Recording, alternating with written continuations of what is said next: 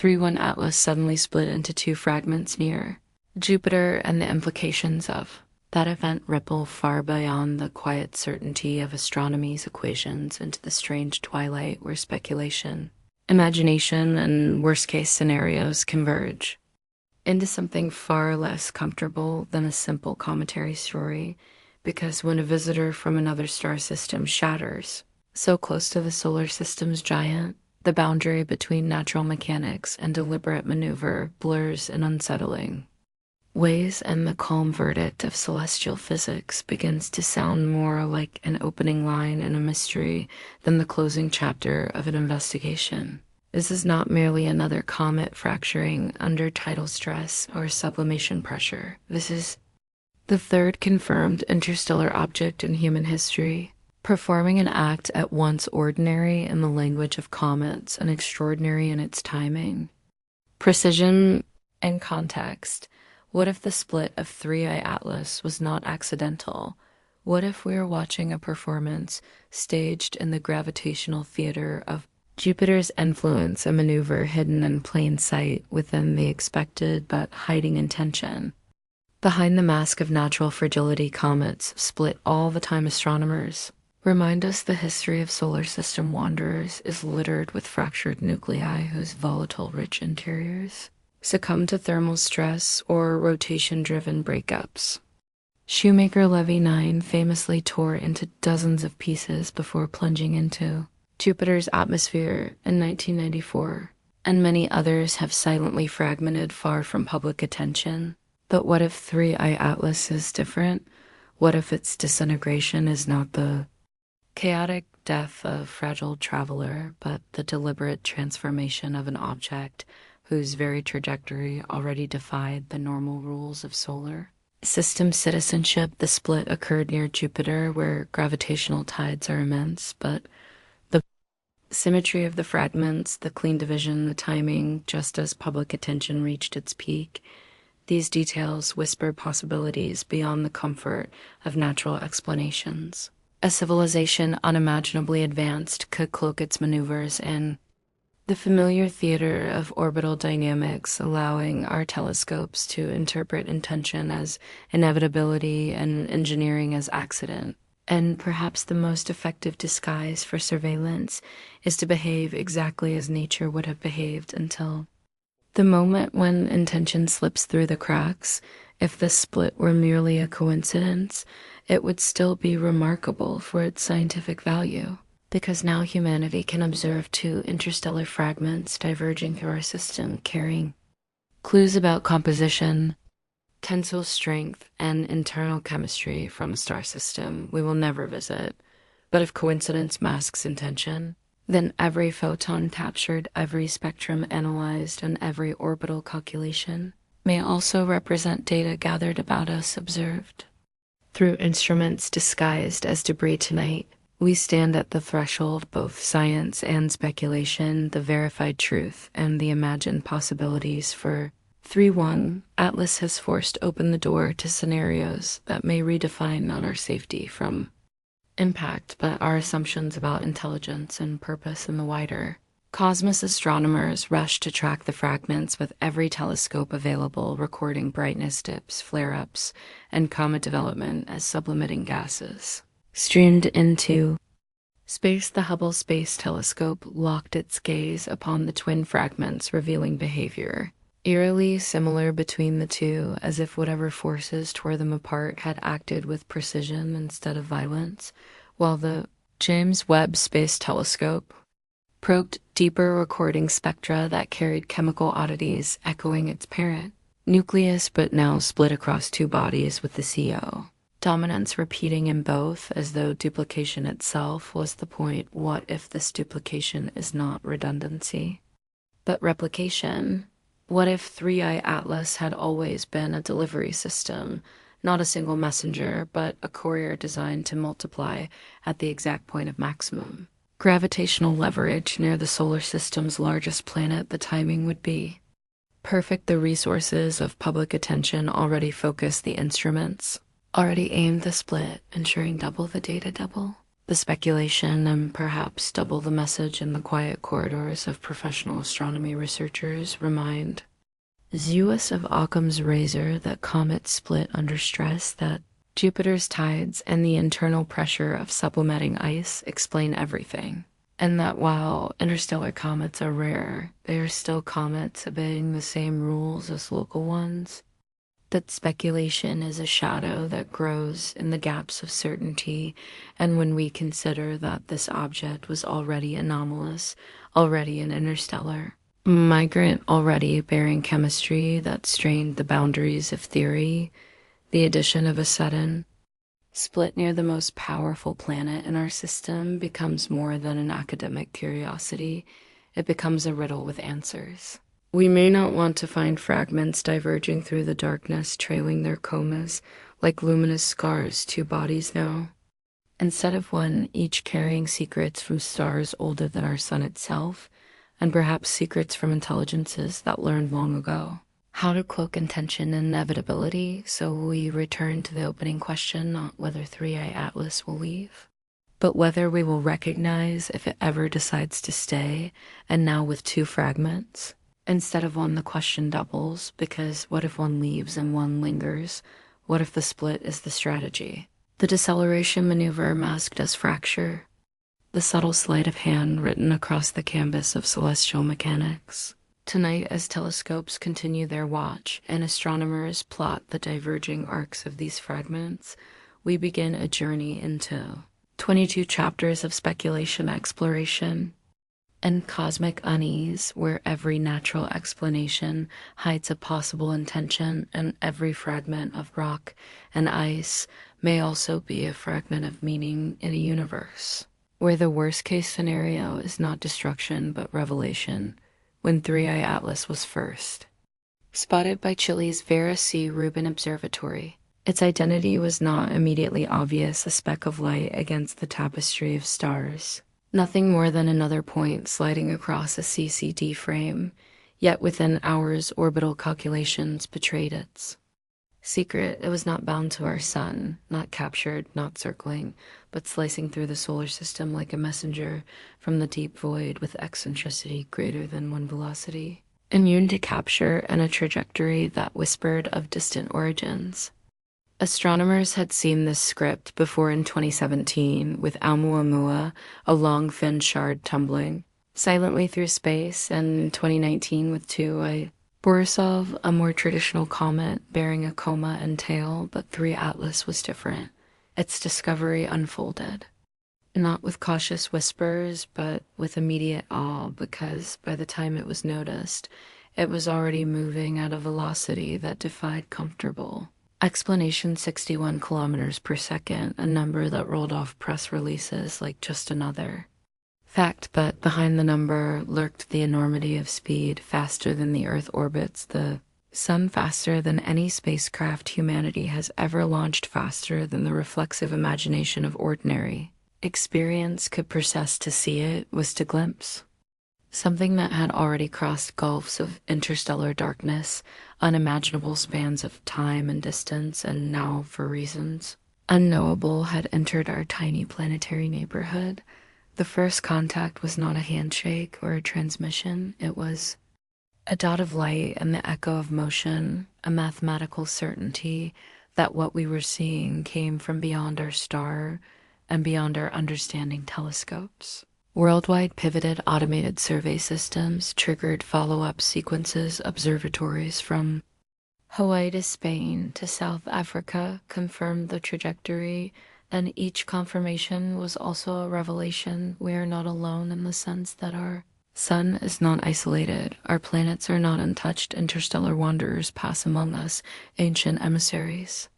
Whether of rock, ice, or perhaps intention, each new detection is a reminder that the solar system is not a closed system, but a porous node in a galactic network through which debris travelers and perhaps devices can pass unannounced for centuries, or millennia, untracked and unimagined, until suddenly they are here, brightening against the background of the stars. Humanity's first contact with 3i Atlas was therefore not about threat, not about fear of impact, because orbital paths showed no danger. It was about recognition.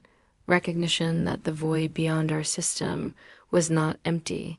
Recognition that objects forged in alien environments now move silently past our telescope's recognition that some of them might carry not just chemistry, but secrets, and in that recognition came speculation of these objects.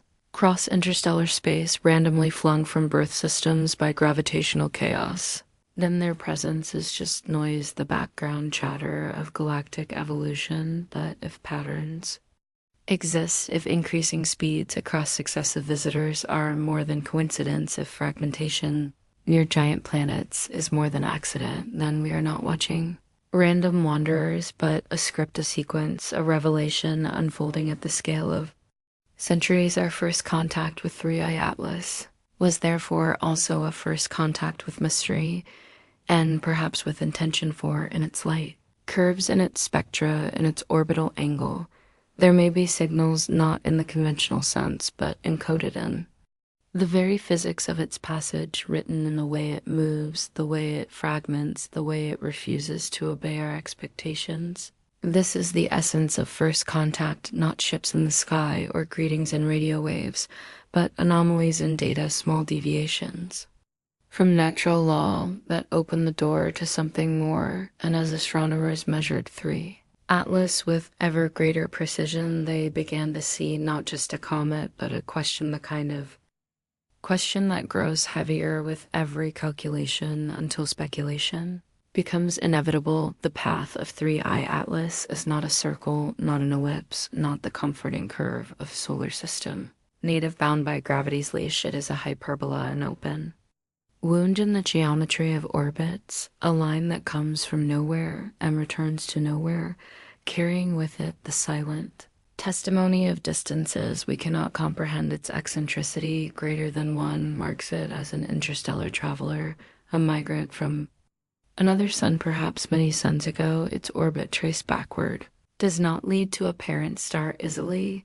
It leads only to probability clouds, regions of the sky, where perhaps it once circled a sun that no longer exists, or was flung outward by the gravitational cruelty of a giant planet. The trajectory begins in the constellation, Lynx racing inward toward our system with a velocity immune to capture 61 kilometers per second excess speed, a number that laughs at the sun's pull, immune to imprisonment, destined to pass through only once, unless of course the split near Jupiter changed more than its shape, unless the fragments are no longer identical to the object.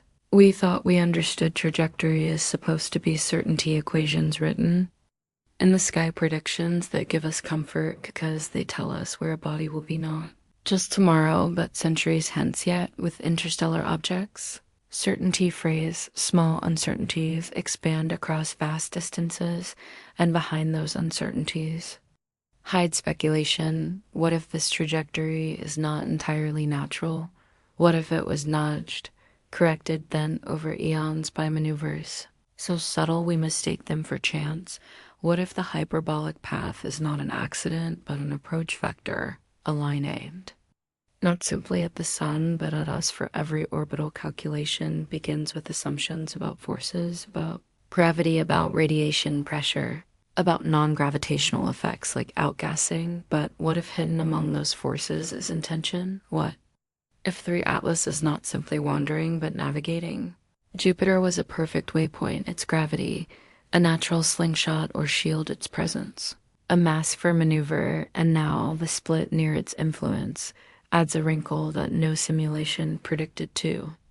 Fragments now tracing paths diverging yet echoing each other like binary messengers. Their trajectories still hyperbolic, still unbound, but subtly different enough to carry questions into every observatory that tracks them. Astronomers feed coordinates into ephemeris software, plotting future positions, brightness curves, and potential observability windows. But in those plots lies the deeper mystery, the realization that this trajectory comes from the galaxy itself, not from here, not from our family of planets, but from the wider sea of stars, a sea that has tossed this fragment toward us as casually as waves toss Driftwood onto a beach, but driftwood can be shaped, it can be carved, it can be marked, and a beachcomber may not know whether the wood at their feet is random or a message in disguise when we say three. Atlas came from the stars. We acknowledge more than distance. We acknowledge time it may have wandered. Billions of years through interstellar dark, subject to cosmic rays and collisions. Silent beyond all human history until now when its path intersected our telescopes and our questions to describe its trajectory is to describe a story older than Earth, older than the sun, a story we can only glimpse in the mathematics of hyperbolus and the faint light of a coma seen through glass, yet in that story hides the possibility that the line is not random at all, but written like a sentence in a language. We are only beginning to hear comets split all the time, or so we are told. Icy nuclei fragile as ancient relics fracture under the relentless stress of sunlight, or spin themselves apart as volatile gases burst through sealed crusts. Shoemaker Levy 9 shattered into a string of pearls before slamming into Jupiter's clouds. In 1994, and dozens of lesser wanderers had fractured silently without ceremony. Yet the break apart of three, Atlas is different because it is not a local body bound to the sun, but an interstellar traveler whose every move should have been dictated by inertia and gravitational inevitability until suddenly it wasn't the split near. Jupiter could be explained by tides, by thermal gradients, by stress within a nucleus weakened by ons of radiation, but the symmetry of the fragments and the timing of the breakup sharpened curiosity into suspicion. One fragment did not simply tumble away into darkness, both retained activity. Both displayed comas luminous and alive, as though each were prepared to continue the mission, whatever that mission might be. If this were a random fracture, we would expect irregularity, chaotic shards, unpredictable brightness, yet what we see looks almost deliberate: duplication, replication, redundancy. Two fragments echoing each other in brightness and spectrum carrying the same anomalous chemistry, the same CO dominance, the same silence and radio frequencies. What if this break apart is not death but rebirth, not the end of an interstellar journey, but the next phase of one? The orbital mechanics of fragmentation. Near a gas giant are well understood tidal forces tugging against weak cohesion rotational stresses, amplified by gravitational nudges. Yet when astronomers modeled 3I Atlas, they found no single trigger strong enough to guarantee the split, only probabilities, possibilities, and gaps into which speculation eagerly floods. What if this was a maneuver disguised as catastrophe? What if hiding technology and commentary? Clothing includes staging natural-seeming breakdowns to mask intentional separations. Imagine a civilization that long ago mastered interstellar reconnaissance, disguising probes as debris and scattering them through the galaxy. Imagine one such object arriving in our solar system, appearing fragile, appearing doomed to fracture until the fracture itself reveals the plan. Two instruments where once there was one, two vantage points, two lines of data collection. Humanity looks up and sees accident, but what if the cosmos sees design? The break apart of 3I Atlas therefore sits at the crossroads of interpretation in the language of astronomy. It is a natural process in the language of speculation.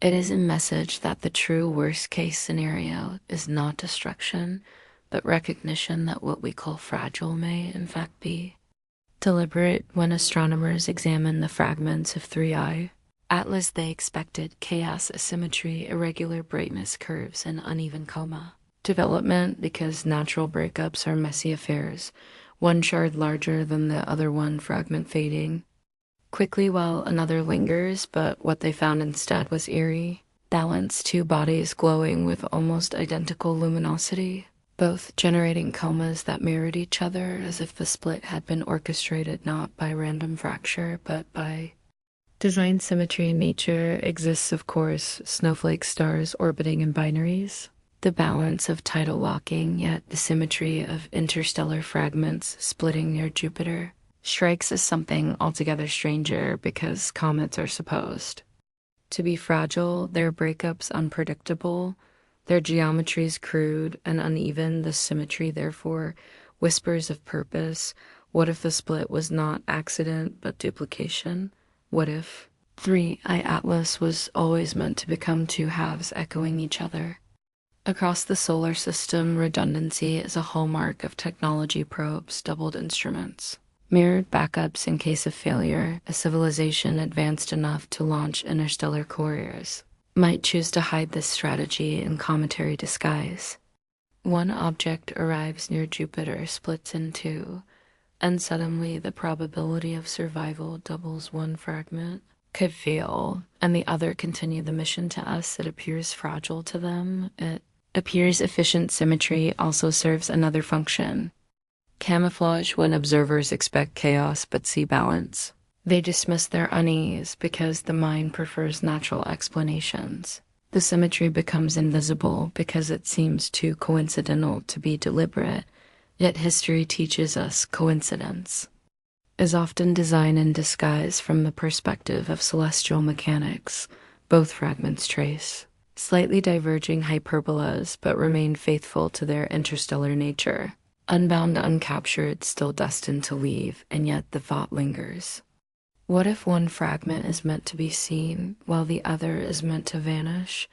What if the purpose of symmetry is not just redundancy but distraction? One cometary twin pulling our attention while the other enacts an unseen function. Symmetry as decoy, symmetry as deception, symmetry as message. In the quiet light curves recorded by telescopes scattered across the earth lies a pattern, and in that pattern humanity glimpses a possibility more unnerving than impact, the possibility that symmetry itself is evidence of intention. From the moment 3I Atlas fractured, astronomers turn their ears as well as their eyes toward the fragments.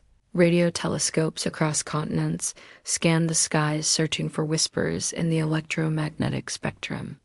But the silence was total. No beacons, no anomalies, no repeating pulses. Just the natural hiss of the cosmos and the occasional static of charged particles streaming from the sun. And yet silence itself is a kind of signal, because in the universe, where energy is precious, most natural bodies emit something faint but detectable, while technology advanced enough to cross interstellar distances would know that silence is the perfect disguise. What if the fragments of 3I Atlas are broadcasting? But not in ways we can detect, not in radio, not in infrared, not in the narrow windows we obsessively monitor, but in spectra we never think to examine. Gravitational waves, perhaps neutrino fluxes, chemical ratios engineered to appear natural until decoded by instruments we do not yet possess. Silence could be strategy, because any signal in the bands humanity listens to would betray intention. While nothing at all keeps suspicion low and confidence high, we say it is just another comet, just another broken traveler, while it listens, perhaps recording our emissions. Our radar pings, our planetary chatter, the search for artificial signals, always begins with human assumptions. What an alien would want to send, what we would consider a message, but perhaps the most effective form of communication is to leave no obvious message at all, only anomalies, subtle deviations from natural expectation that force us to wonder. The chemical composition, dominated by carbon dioxide, unnatural symmetry of the fragments, the precise timing of the breakup near Jupiter. Each is silent, yet each speaks volumes in its own way. Telescopes recorded nothing that could be called communication, but maybe the communication is the act itself. The silence, a deliberate choice, telling us that if we want answers, we must learn to read meaning, not in words or waves, but in the quiet unfolding of celestial mechanics. Jupiter has always been the gatekeeper of the solar system, its immense gravity shaping the paths of comets, asteroids, and fragments long before humanity knew what orbits, even where entire families of comets owe their current trajectories to its nudges, captured into loops or ejected into interstellar exile by its invisible hand, so when 3i Atlas approached the giant planet, its fate was never in doubt.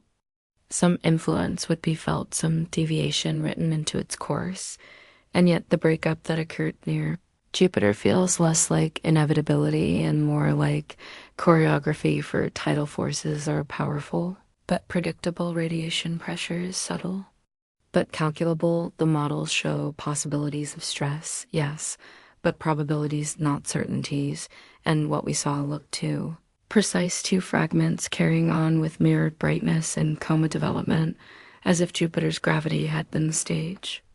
Not the cause. Science reminds us that cometary nuclei are fragile, that gravitational tides can shred even massive bodies into pearls, as Shoemaker Levy proved in 1994. But speculation creeps in when we realize that if an intelligence wished to disguise a maneuver, there would be no better place than in Jupiter's shadow, where any change could be attributed to the giant planet's overwhelming gravity.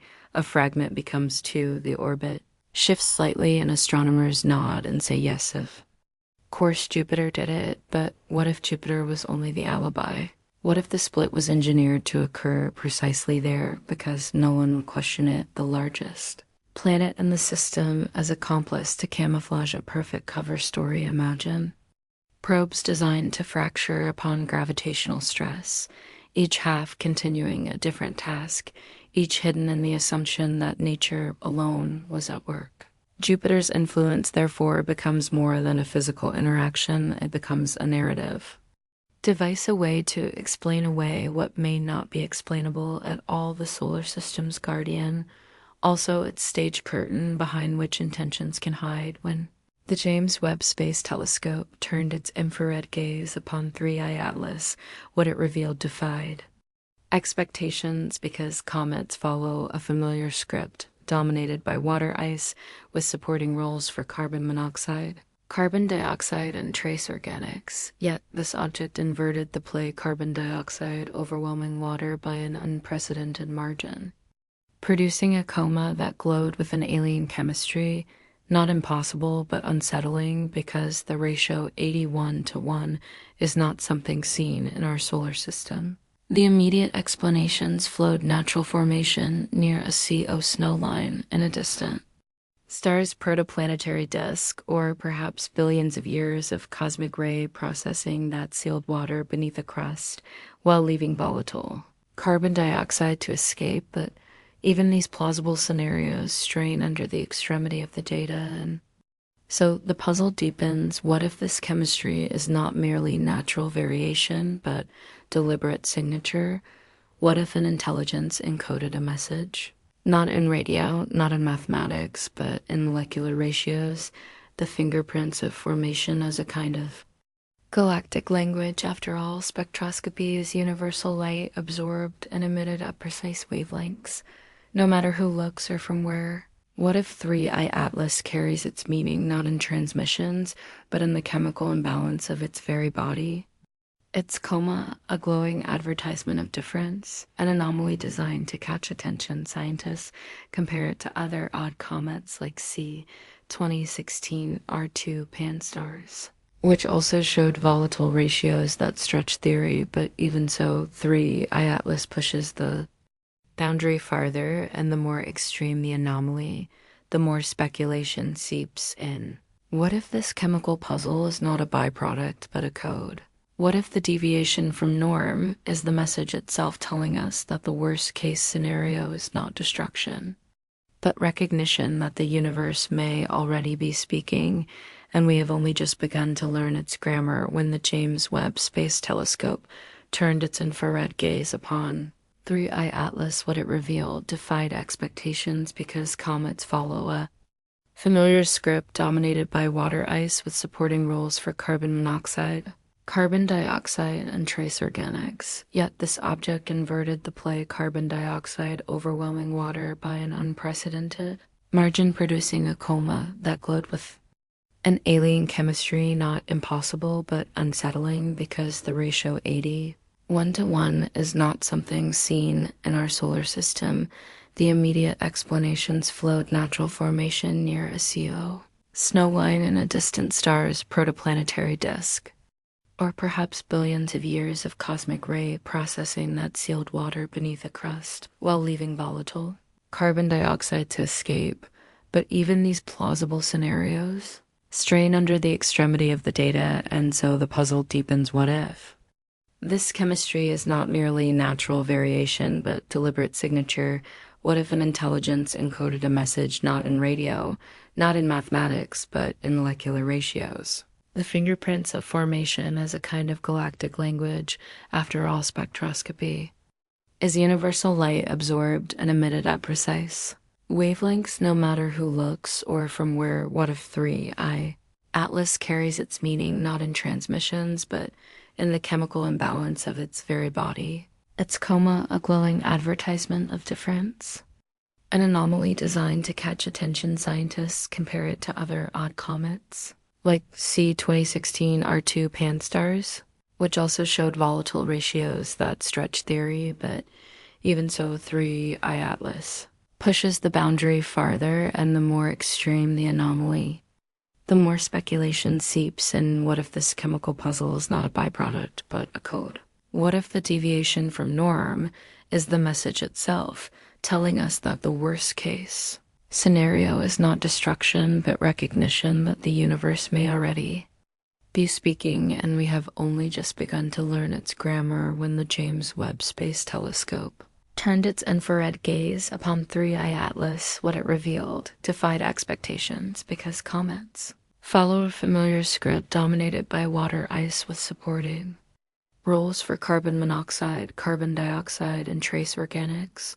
Yet this object inverted the play. Carbon dioxide overwhelming water by an unprecedented margin, producing a coma that glowed with an alien chemistry. Not impossible, but unsettling, because the ratio 81:1 is not something seen in our solar system via immediate explanations. Flowed natural formation near a sea of snow line in a distant star's protoplanetary disk, or perhaps billions of years of cosmic ray processing that sealed water beneath a crust while leaving volatile carbon dioxide to escape. But even these plausible scenarios strain under the extremity of the data, and so the puzzle deepens. What if this chemistry is not merely natural variation, but deliberate signature? What if an intelligence encoded a message not in radio, not in mathematics, but in molecular ratios? The fingerprints of formation as a kind of galactic language. After all, spectroscopy is universal light absorbed and emitted at precise wavelengths, no matter who looks or from where. What if 3I Atlas carries its meaning not in transmissions, but in the chemical imbalance of its very body? Its coma, a glowing advertisement of difference, an anomaly designed to catch attention. Scientists compare it to other odd comets like C2016 Rupian stars, which also showed volatile ratios that stretch theory. But even so, 3I Atlas pushes the boundary farther, and the more extreme the anomaly, the more speculation seeps in. What if this chemical puzzle is not a byproduct, but a code? What if the deviation from norm is the message itself, telling us that the worst case scenario is not destruction, but recognition that the universe may already be speaking, and we have only just begun to learn its grammar? Every interstellar object is more than a visitor.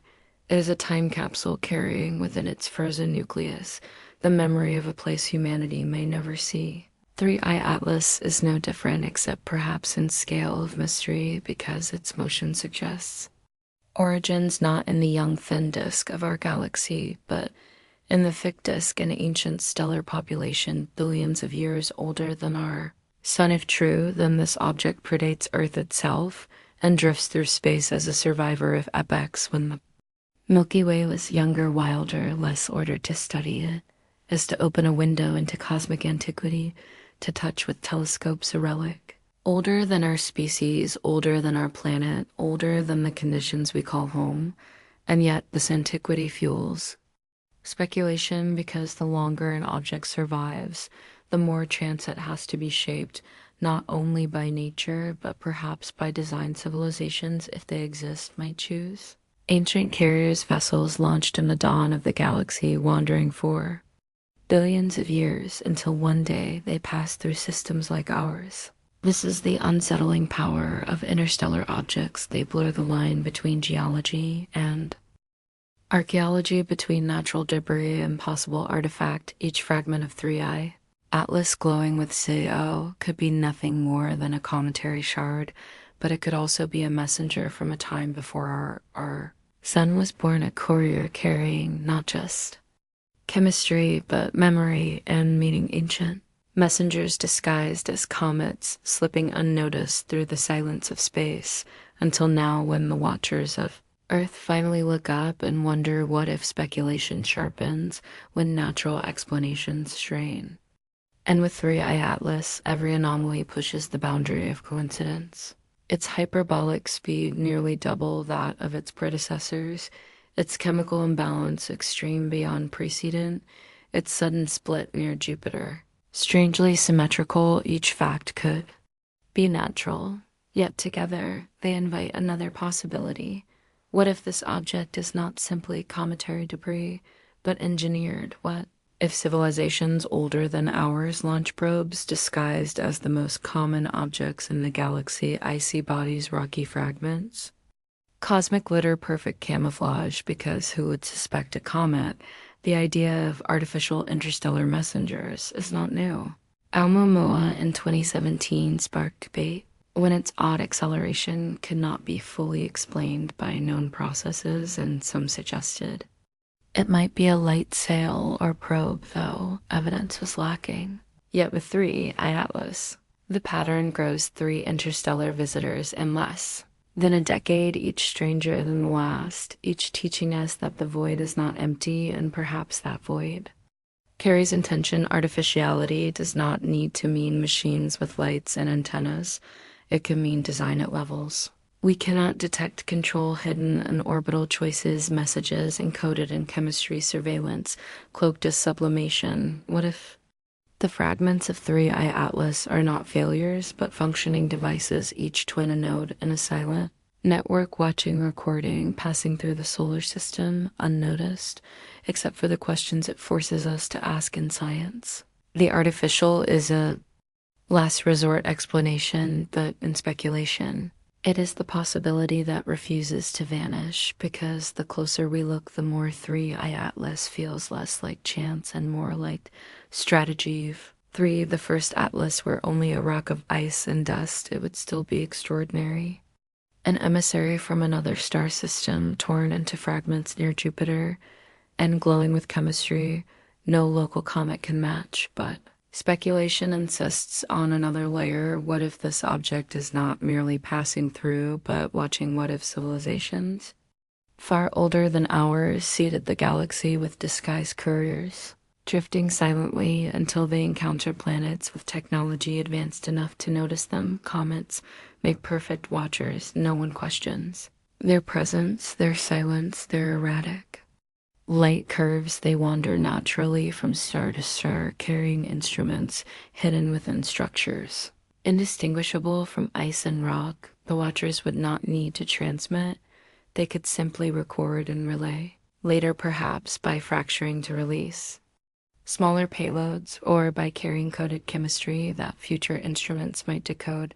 3i Atlas as watchers, a disturbing thought, because it means we are already observed. Our telescopes aimed at it are also exposing us to it. Every radar ping, every spectral analysis, every light curve we publish could be data flowing not just into our journals, but into the hidden purposes of an intelligence that placed the object here long ago. If the watchers exist, they would not arrive in ships with lights blazing. They would arrive exactly like this, unassuming, fragile, natural, until the moment when symmetry, timing, and chemistry raise the hairs on the back of the human mind. The watchers may already be here, and the worst case scenario is not that they will harm us, but that they have already seen us. Astronomy comforts itself with randomness.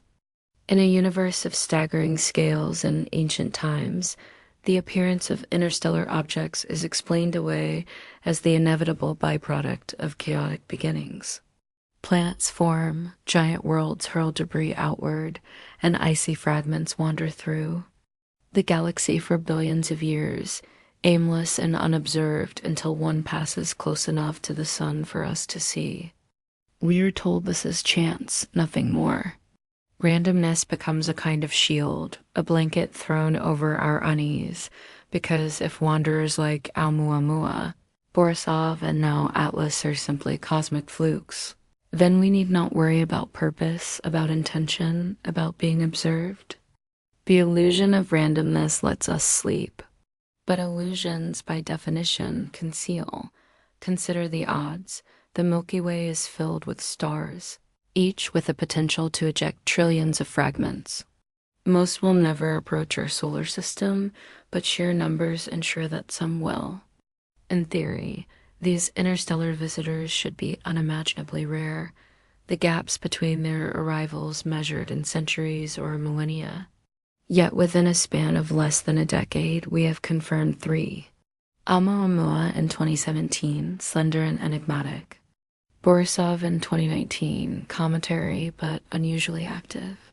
And now 3I Atlas, stranger than both, splitting into fragments, blazing with alien chemistry, moving with a velocity that dwarfs its predecessors, 3 in less than 10 years. If that is randomness, it is a randomness weighted strangely in our favor. Astronomers remind us of selection bias. Our surveys have grown sharper, our telescopes wider, our sky coverage nearly constant. With tools like Pan-STARRS, the Rubin Observatory, and global networks scanning the heavens each night, of course we see more. But statistics whisper something else. If we are detecting them so quickly, perhaps there are more than expected. Perhaps the galaxy is not sparsely populated with wanderers, but densely so. A sea of debris flowing between stars, a constant traffic we had been blind to until now. That possibility alone is unsettling because it means our solar system is not isolated but porous, vulnerable to constant interstellar intrusion. Yet another possibility lurks beneath. What if the increase is not simply observational, but intentional? What if these visitors are not random at all? Human beings are pattern-seeking animals. We cannot help but see designs in clouds, faces in the shadows, meaning in coincidences. This makes us both brilliant and paranoid, inventors of science and of superstition alike. The danger, scientists argue, is that we impose meaning where there is none, weaving conspiracies out of statistics, seeing messages in noise. The safe answer, the rational answer, is that ʻOumuamua, Borisov, and Atlas are coincidences, nothing more. Yet even scientists cannot escape the tug of anomaly. ʻOumuamua accelerated in ways we could not fully explain. Borisov displayed a chemistry inconsistent with local analogs, and Atlas has rewritten the script entirely with its split, its symmetry, and its ʻOumuamua. Each one could be random, but together they hint at something else, a pattern too delicate to dismiss, too unsettling to embrace. The illusion of randomness is powerful precisely because it explains away what we fear. A fragment on a hyperbolic orbit cannot be captured, it cannot linger, it cannot alter its course toward us. But illusions crack when coincidence piles too high. 3 interstellar visitors in quick succession. 3 anomalies in quick succession. If the galaxy truly teems with such objects, then either the universe is more chaotic than we thought or more deliberate. Which of those possibilities is more frightening?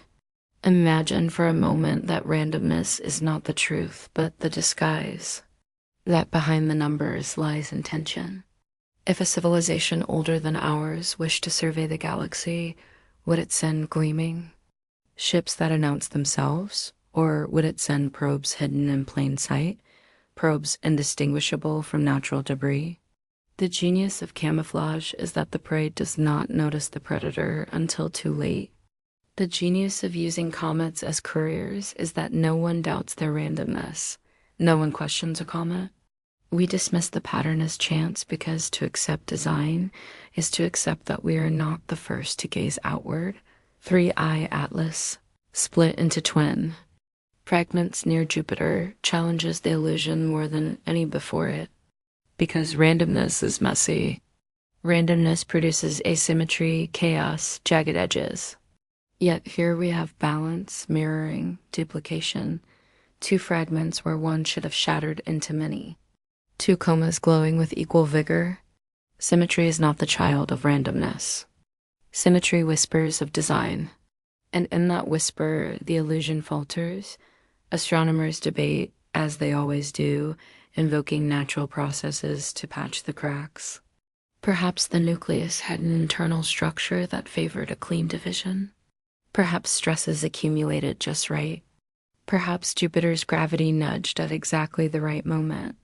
Each perhaps is plausible, but together they form a chain of improbabilities linked into certainty by nothing more than faith and chance. The illusion of randomness holds, but just barely. And when illusions hold by threads, speculation seeps in like water.light is the most universal language in the cosmos. Every atom, every molecule speaks it with absolute precision. Hydrogen absorbs at one wavelength, carbon dioxide at another, water. Ice at yet another. So when astronomers peer through their spectrographs, they are reading the fingerprints of the universe. The chemical stories of places they will never touch. But what if chemistry is more than story? What if chemistry is message? What if the ratios themselves are code 3-eye atlas? Shouts this possibility with its overwhelming dominance of carbon dioxide 81:1 against water, a ratio that seems less like chance and more like signal, because no comet in our solar system has ever displayed such imbalance. If you wanted to design a chemical marker, one guaranteed to stand out against a background of expected compositions, this is the one you would choose. Every telescope aimed at the object sees it. Every spectrograph records it.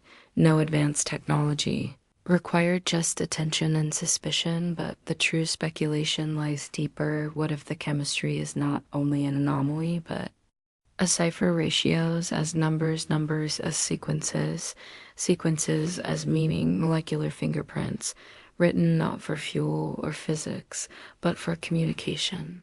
Scientists already use spectroscopy as a tool for exoplanets, searching for oxygen, methane, or water as biosignatures. What if an older intelligence knows this and seeds its probes with chemical anomalies designed to catch the eye of those who look encoded messages hidden in the very light of sublimated gas?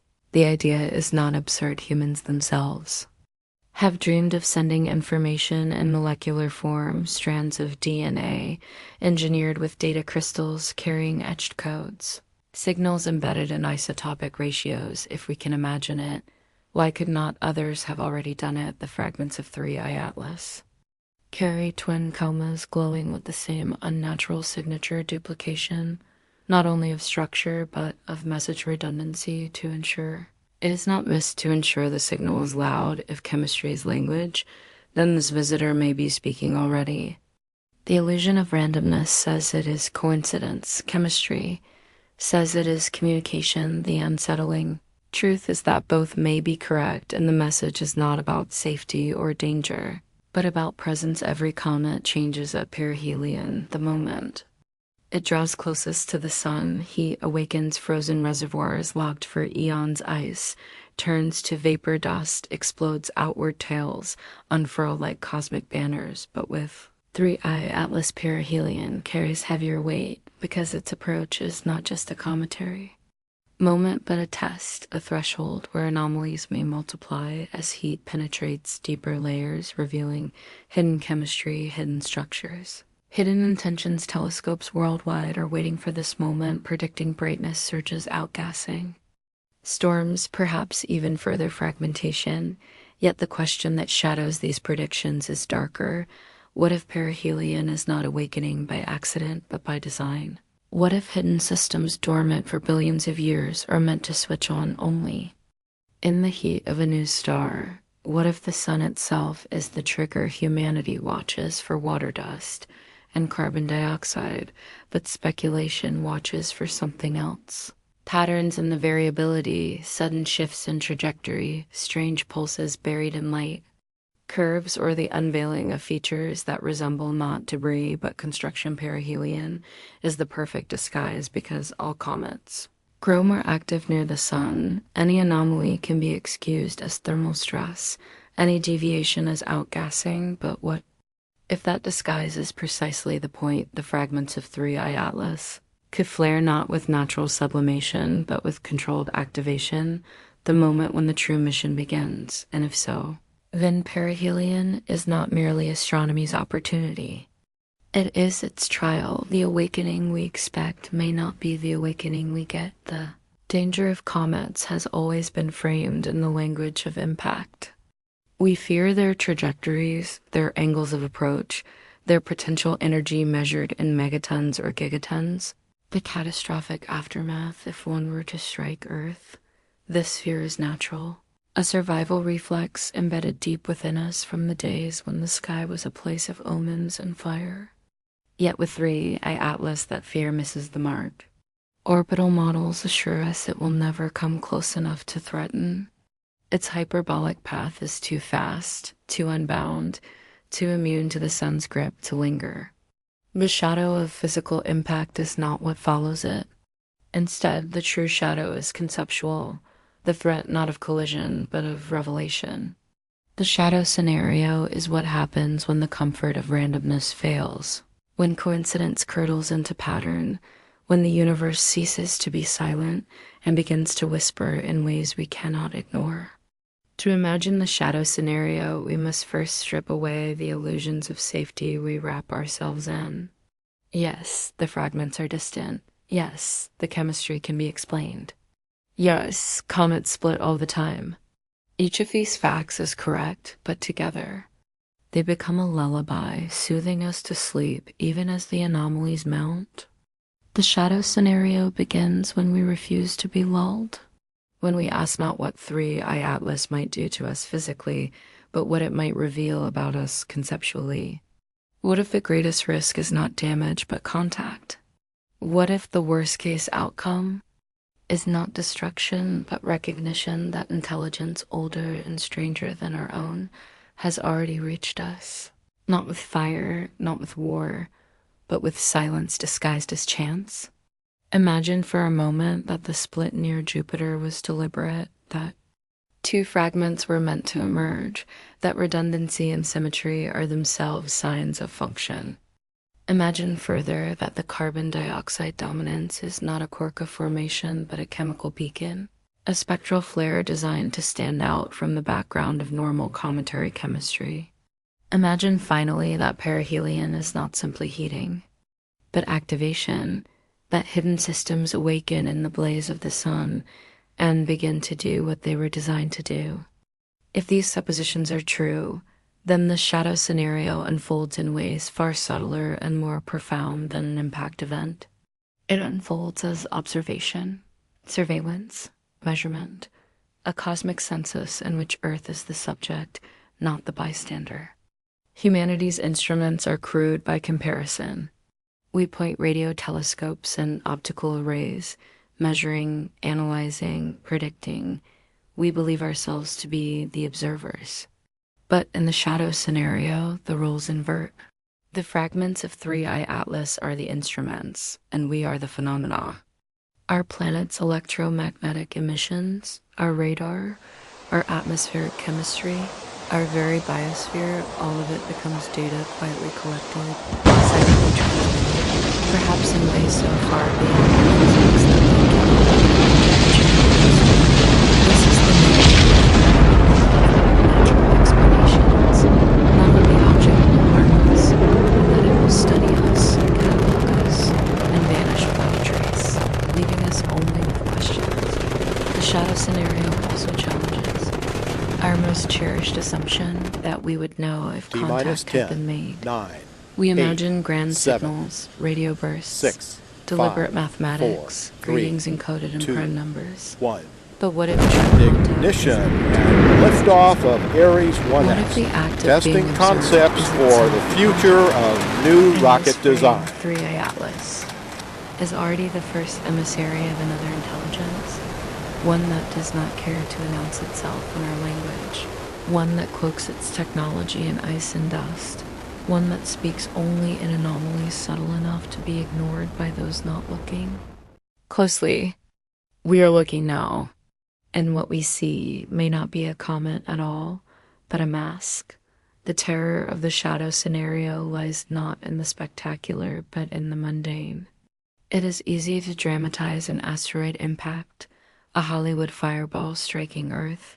It is harder, and perhaps more unsettling, to imagine that contact has already happened quietly, without fanfare, and that we are only now realizing it. The silence of 3I Atlas, its refusal to emit artificial signals, its mimicry of natural cometary behavior, all of these traits become the perfect camouflage. The shadow is the doubt that creeps in when camouflage works too well. When we realize that what we have when 3I Atlas split near Jupiter and revealed its strange chemistry, the comparisons were immediate and inevitable, because this was not humanity's first brush with an interstellar visitor, it was the third in echoes of the first. One ʻOumuamua still linger in every debate, every telescope allocation. Every speculative thought, ʻOumuamua was the beginning, and in many ways, the most haunting because it came without warning and it left us with more questions than answers. A long, slender shard tumbling silently through the solar system, discovered only after it, was already receding into the distance, leaving behind a trail of anomalies we could never quite resolve. Astronomers' first thought, ʻOumuamua was an asteroid, then a comet, then something in between. It showed no visible coma, yet accelerated slightly as if jets of gas were pushing at the problem was that no such jets were ever detected, and its brightness curve implied a bizarre shape, perhaps cigar-like, perhaps pancake flat, but either way, nothing like the bodies we knew. It also reflected light, strangely as though its surface was unusually smooth, metallic, perhaps, or covered with reflective crystals. Each explanation answered one question, but raised three more, and in the absence of certainty, speculation poured in. Some suggested it was a fragment of a shattered world. Others imagined a giant hydrogen iceberg drifting intact across interstellar space. Still others proposed sheets of exotic material, thin enough to be pushed by starlight. And then there were the most daring voices who whispered, what if this was not natural at all? What if ʻOumuamua was a probe or a sail or the debris of an ancient technology coasting silently between stars? The mainstream rejected that idea, but it refused to vanish because the anomalies refused to vanish. And once the mind sees the possibility of design, it is hard to look away. When 2I Borisov arrived 2 years later, its unmistakable cometary behavior seemed to put the debate to rest. Here was a visitor from another system, behaving exactly as a comet should, a coma, a tail outgassing consistent with expectations. Reassuring evidence that not all interstellar wanderers were strange.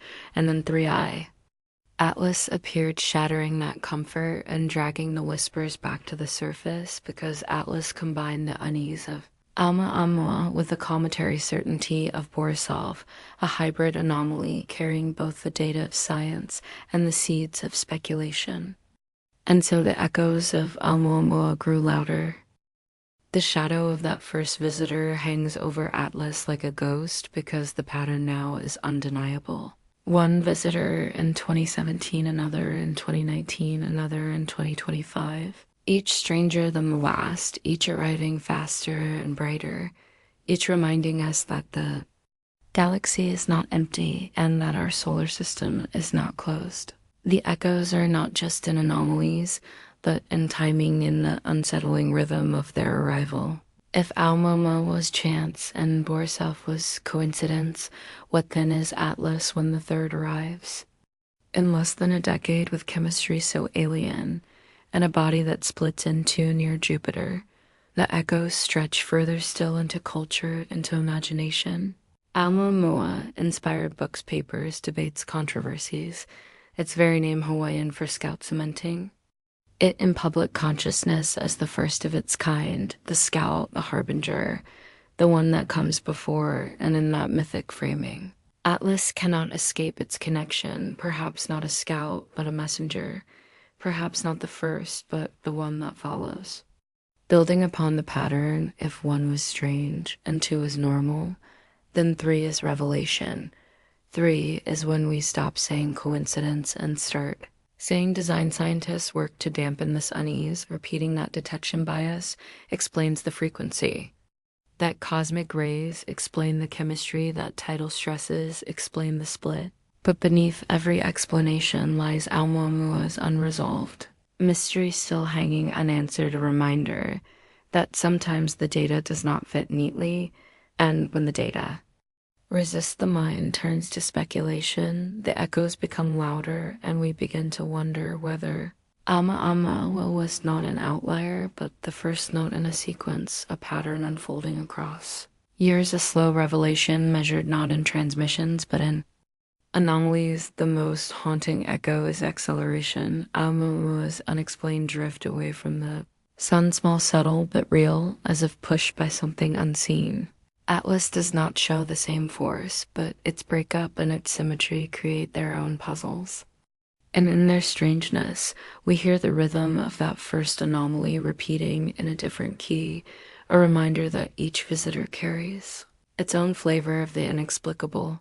No single mystery overwhelming, but together forming a chorus. The echoes of ʻOumuamua not fading, but multiplying.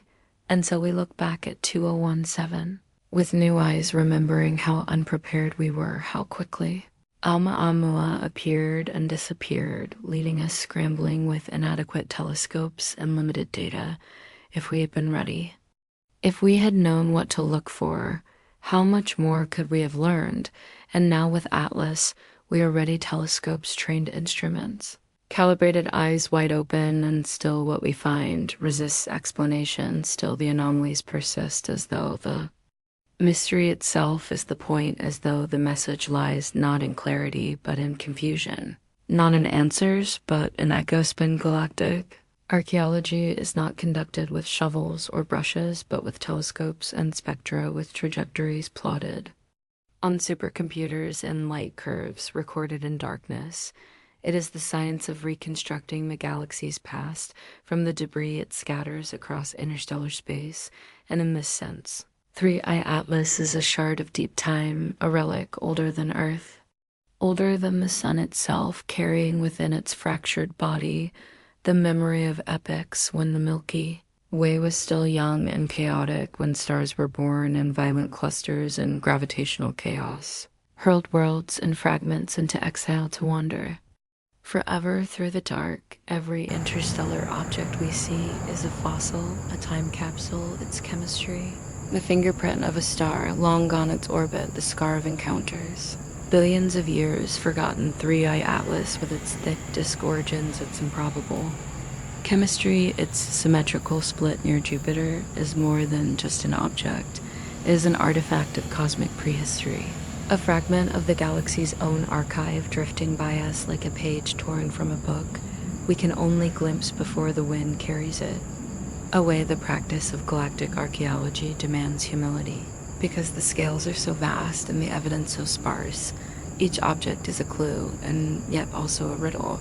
What can its carbon dioxide coma tell us about the conditions of its birth? Perhaps that its natal star was cool and distant, its disk rich in volatiles beyond what we see in our own system, or perhaps that it wandered so long in the interstellar void that cosmic rays rewrote its surface chemistry, baking water into crust and leaving gases to leak out in ratios no local comet can mimic. Its hyperbolic excess velocity, 61 kilometers per second, is itself a fossil of gravitational violence, an echo of whatever flung it outward eons ago. Maybe a passing giant planet, maybe the death throes of a binary companion, maybe something stranger still. Each number we calculate, each spectrum we record, is a brushstroke on the canvas of galactic history, and yet speculation whispers beneath every calculation, because archaeology is not just about what is, but what might have been watching so carefully may have been watching us in return. The strangest thing about 3i Atlas is not its speed or its chemistry or even its sudden fracture near Jupiter, but the way it reflects us back at ourselves, as though this visitor from another star is less a messenger of what lies beyond and more a mirror held up to humanity's own questions, doubts, and desires, a cosmic mirror drifting through the solar system, challenging us to confront not only what it is, but what we are every time astronomers describe it. They rely on analogies to what? We know comets, asteroids, fragments of planetary systems, yet each analogy collapses under scrutiny, and in the collapse lies revelation, because in struggling to define 3i Atlas, we reveal the limits of our knowledge, the boundaries of our imagination, and the fragile scaffolding of certainty we cling to in a universe that resists simple answers. Perhaps that is the true function of interstellar objects, not merely to teach us about their origins, but to force us to see our own reflection in their mysteries. When we call it a comet, we betray our need for categories, our compulsion to fit the unknown into the comfortable boxes of the known. When we speculate about alien probes, we expose our fears and our hopes, the tension between paranoia and wonder. When we insist on randomness, we show our preference for safety over strangeness. 3i Atlas becomes a mirror not of physics, but of psychology, an object of ice and dust, transmuted by human imagination into a test of identity. The cosmic mirror reflects our science and shows us both its brilliance and its fragility, because spectroscopy can measure ratios with exquisite precision, but cannot tell us whether those ratios are accident or intention. Orbital dynamics can predict the path of fragments across centuries, but cannot say whether that path was written by chance or by design. Telescopes can capture light curves and comas and tails, but cannot penetrate the deeper question of meaning, and so 3i Atlas throws us back upon ourselves, reminding us that the greatest unknown in the cosmos is not the object in the sky, but the observer on the ground. What we see in it says more about us than about it. The strangest thing about 3i Atlas is not its speed or its chemistry, or even its sudden fracture near Jupiter, that the way it reflects us back at ourselves, as though this visitor from another star is less a messenger of what lies beyond and more a mirror held up to humanity's own questions, doubts, and desires. A cosmic mirror drifting through the solar system, challenging us to confront not only what it is, but what we are every time astronomers describe it. They rely on analogies to what we know: comets, asteroids, fragments of planetary systems, yet each analogy collapses under scrutiny, and in the collapse lies revelation. Because in struggling to define 3i Atlas, we reveal the limits of our knowledge, the boundaries of our imagination, and the fragile scaffolding of certainty we cling to in a universe that resists simple answers. Perhaps that is the true function of interstellar objects, not merely to teach us about their origins, but to force us to see our own reflection in their mysteries. When we call it a comet, we betray our need for categories, our compulsion to fit the unknown into the comfortable boxes of the known. When we speculate about alien probes, we expose our fears and our hopes. The tension between paranoia and wonder. When we insist on randomness, we show our preference for safety over strangeness. 3i Atlas becomes a mirror not of physics, but of psychology, an object of ice and dust, transmuted by human imagination into a test of identity. The cosmic mirror reflects our science and shows us both its brilliance and its fragility, because spectroscopy can measure ratios with exquisite precision, but cannot tell us whether those ratios are accident or intention. Orbital dynamics can predict the path of fragments across centuries, but cannot say whether that path was written by chance or by design. Telescopes can capture light curves and comas and tails, but cannot penetrate the deeper question of meaning. And so 3i Atlas throws us back upon ourselves, reminding us that the greatest unknown in the cosmos is not the object in the sky, but the observer on the ground, what we see in it, says more about us than about it. When 3I Atlas tore itself into two luminous halves near Jupiter, the universe gifted us a natural experiment no laboratory could ever replicate: two bodies, born from one nucleus, carrying the same interstellar origin, but now free to trace separate paths across the solar system and into the dark beyond. The divergence of the fragments is more than orbital mechanics. It is narrative, metaphor, and warning. Rolled into one, because their arcs, however similar, will never be identical. Small differences in velocity and mass magnify over distance until the two will not only part ways, but embody two different futures. Each fragment is a message written in chemistry and motion, one glowing with the same CO signature, the other echoing it like a twin, and yet each subject to its own fate, one perhaps destined to fade quickly, its activity spent another to linger. Brighter longer, each carrying clues about survival, resilience, and purpose. The divergence forces us to ask not only about comets, but about ourselves, because when one becomes two, the illusion of unity breaks and we're confronted with choice, with multiplicity, with the unsettling truth that the same origin can lead to very different destinies. Astronomers calculate their orbits, plotting arcs that bend gently outward into infinity, both hyperbolic, both unbound, both destined to slip back into the interstellar void, yet even in their certainty lies mystery, because small uncertainties can grow large. And a tiny difference now may mean millions of kilometers later.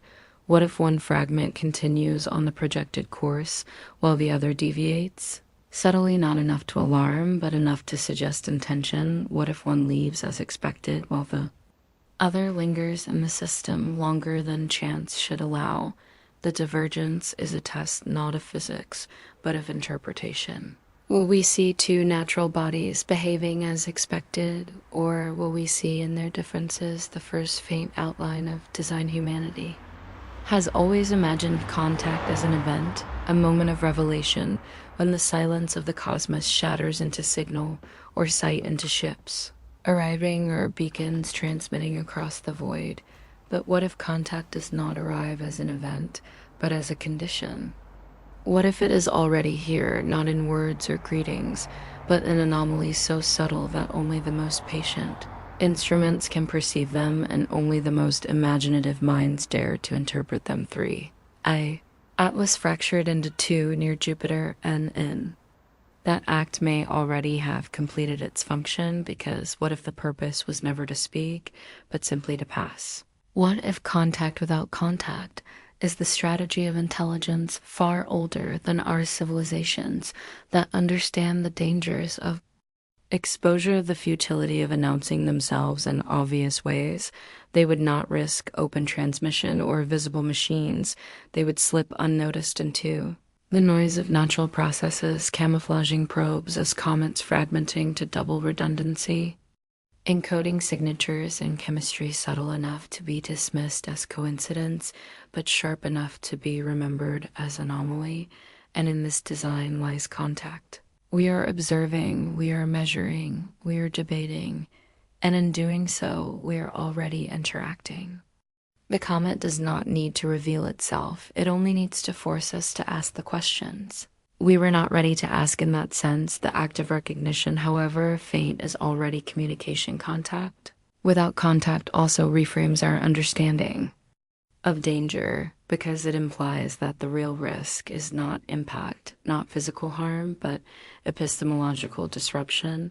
What if the greatest danger of 3I Atlas is not what it might do to Earth, but what it might do to our certainty, our narratives, our belief that we are unobserved? The universe may already be populated with watchers who never speak, yet never look away. Their silence, their mimicry, their calculated randomness, all part of the same strategy.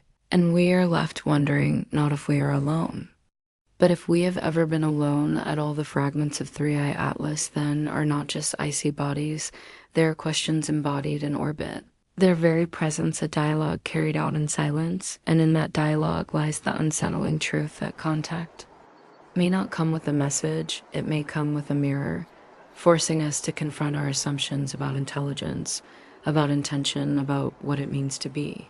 NOTIC EV3I Atlas came to us as a mystery and left as two fragments vanishing into the dark. Its journey brief yet unforgettable, its anomalies countless, and its meaning unresolved. Was it a comet, or was it something more? Was its chemistry the relic of alien formation, or the message of alien design? Was its fracture the death of a fragile nucleus, or the activation of a hidden purpose? Science answers with probabilities, with models, with cautious explanations, but speculation insists on something else. The possibility that what we saw was not random at all, but intentional, that the galaxy may already be populated with watchers disguised as wanderers, ancient probes, slipping quietly between stars. Contact not as message, but as presence. Contact not as conversation, but as reflection. And so we are left with the final question. Not whether 3I Atlas was natural or artificial, not whether it was comet or craft, but whether we are ready to recognize intelligence when it hides in plain sight, because the greatest danger is not that the visitor will harm us. The greatest danger is that it will leave unnoticed, unacknowledged its message, unread its mirror, unrecognized. What if contact has already happened, and the only thing left is for us to admit it? What if the true worst case scenario is not destruction, but revelation? Not silence, but meaning, not catastrophe, but awakening in the end? The final question is not about 3I Atlas. At all, it is about us. Will we continue to dismiss anomalies as coincidence? Will we cling to the illusion of randomness to protect our comfort? Or will we dare to face the possibility that in the fragments of this ancient visitor, in its impossible chemistry and its silent passage through our skies, we were offered something profound, a moment of contact without contact, a glimpse into a universe far stranger and more populated than we dare imagine? The final question is whether we will let it pass into memory as just another comet, or whether we will remember it as the moment we first saw the cosmos looking back at us, when the fragments of 3I Atlas finally slipped beyond the reach of our best telescopes. They left behind more than data. They left behind an emptiness that is difficult to describe, because for months the world's greatest instruments had followed them. Across the sky, every light curve, every spectrum, every faint change in brightness dissected and debated until their departure felt less like an astronomical event and more like a departure of presence, a silence not of physics but of meaning. The long silence began the moment they faded from detection, not because the fragments ceased to exist, but because our connection to them broke the light we captured, no longer strong enough to record the questions they carried, still echoing, but with no new answers to sharpen them. What remained was silence, silence in the data, silence in the skies, silence in the human imagination, where speculation thrives best when deprived of certainty, because silence is not emptiness, silence is the space in which meaning grows. And so the long silence of 3I Atlas became not an absence, but a mirror amplifying every theory, every fear, every fragile hope, that the visitor had been more than comet, more than coincidence, more than chance. The long silence carries with it a paradox, because silence in astronomy is supposed to be reassuring. No artificial signals, no transmissions, no anomalies beyond the chemistry, no signs of technology. And yet with 3I Atlas, the silence felt heavy, too heavy to dismiss. Because sometimes the absence of a signal is itself a signal. Sometimes what is not said speaks louder than what is the fragment said nothing, but in that nothing lay the possibility of concealment, of camouflage, of deliberate, quiet contact without. Contact carried to its ultimate extreme. The silence itself became suspicious, as though we had been invited to notice, not what was present, but what was missing, not the noise of communication, but the deliberate lack of it. When radio telescopes returned nothing but cosmic hiss when optical arrays returned fading dots. The silence pressed down on us like a weight. This was no longer simply data. This was absence framed as presence, absence that demanded interpretation, absence that forced us to confront what we truly expected from the cosmos. The long silence also reflected our own voices, because in the absence of further evidence, humanity filled the void with its own.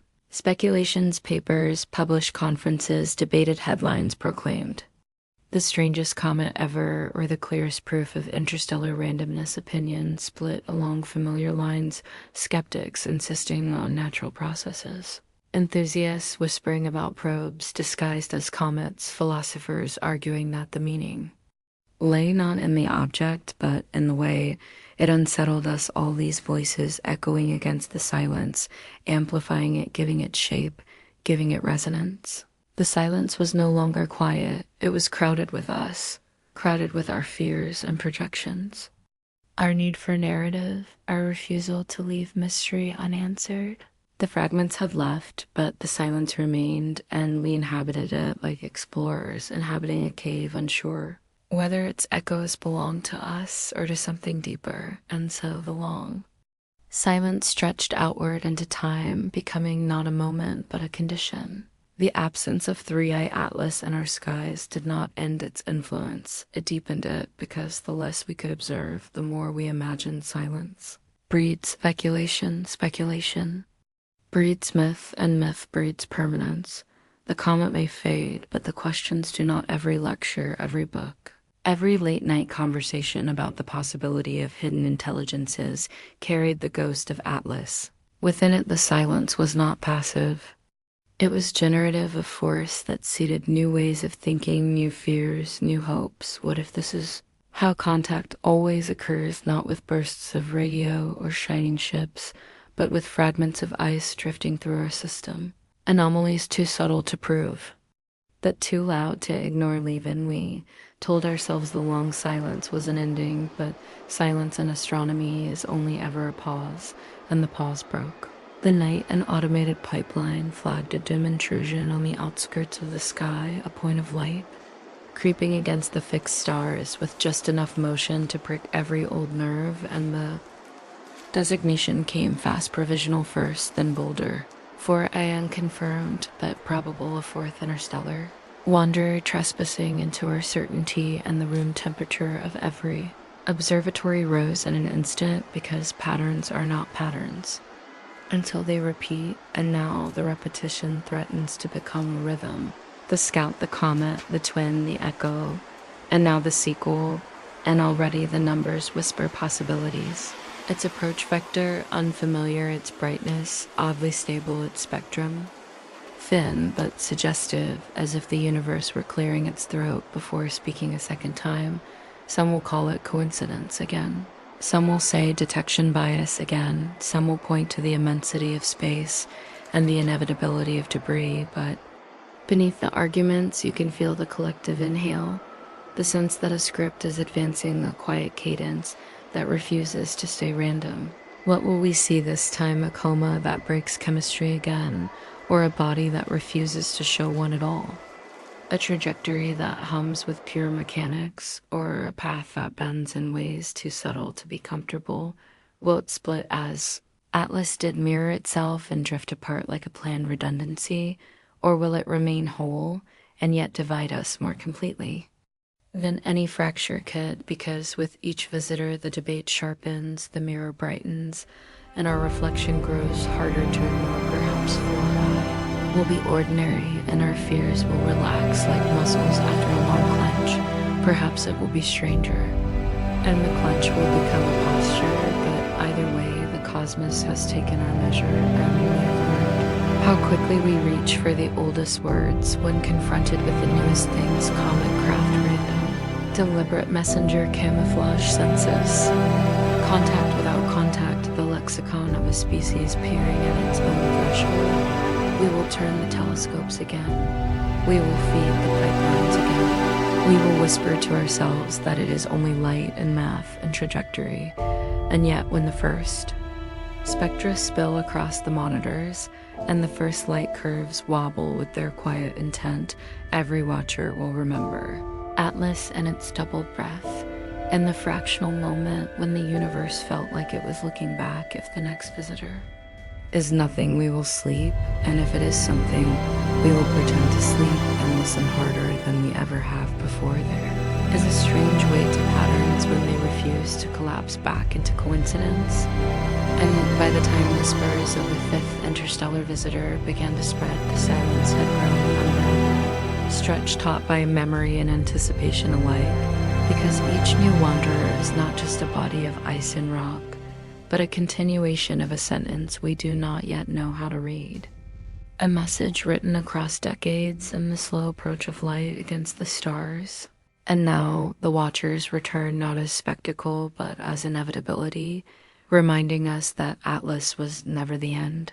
ʻOumuamua was never the anomaly, Borisov was never the balance, and for I was never the closure.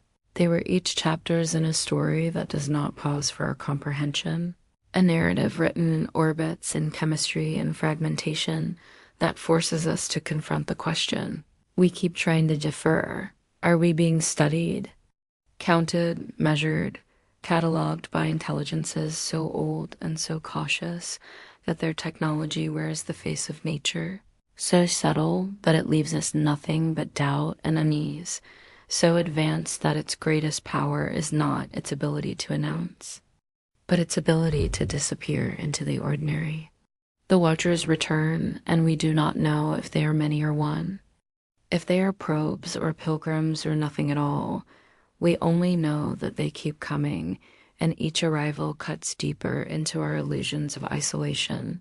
Each departure leaves behind silence thicker than before, until the pattern itself becomes the message, until the echo becomes the contact, until we finally admit that the worst case scenario is not collision or catastrophe, but confirmation.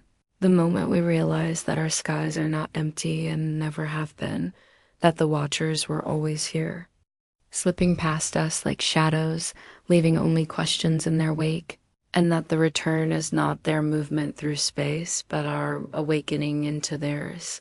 There is a strange weight to patterns when they refuse to collapse back into coincidence.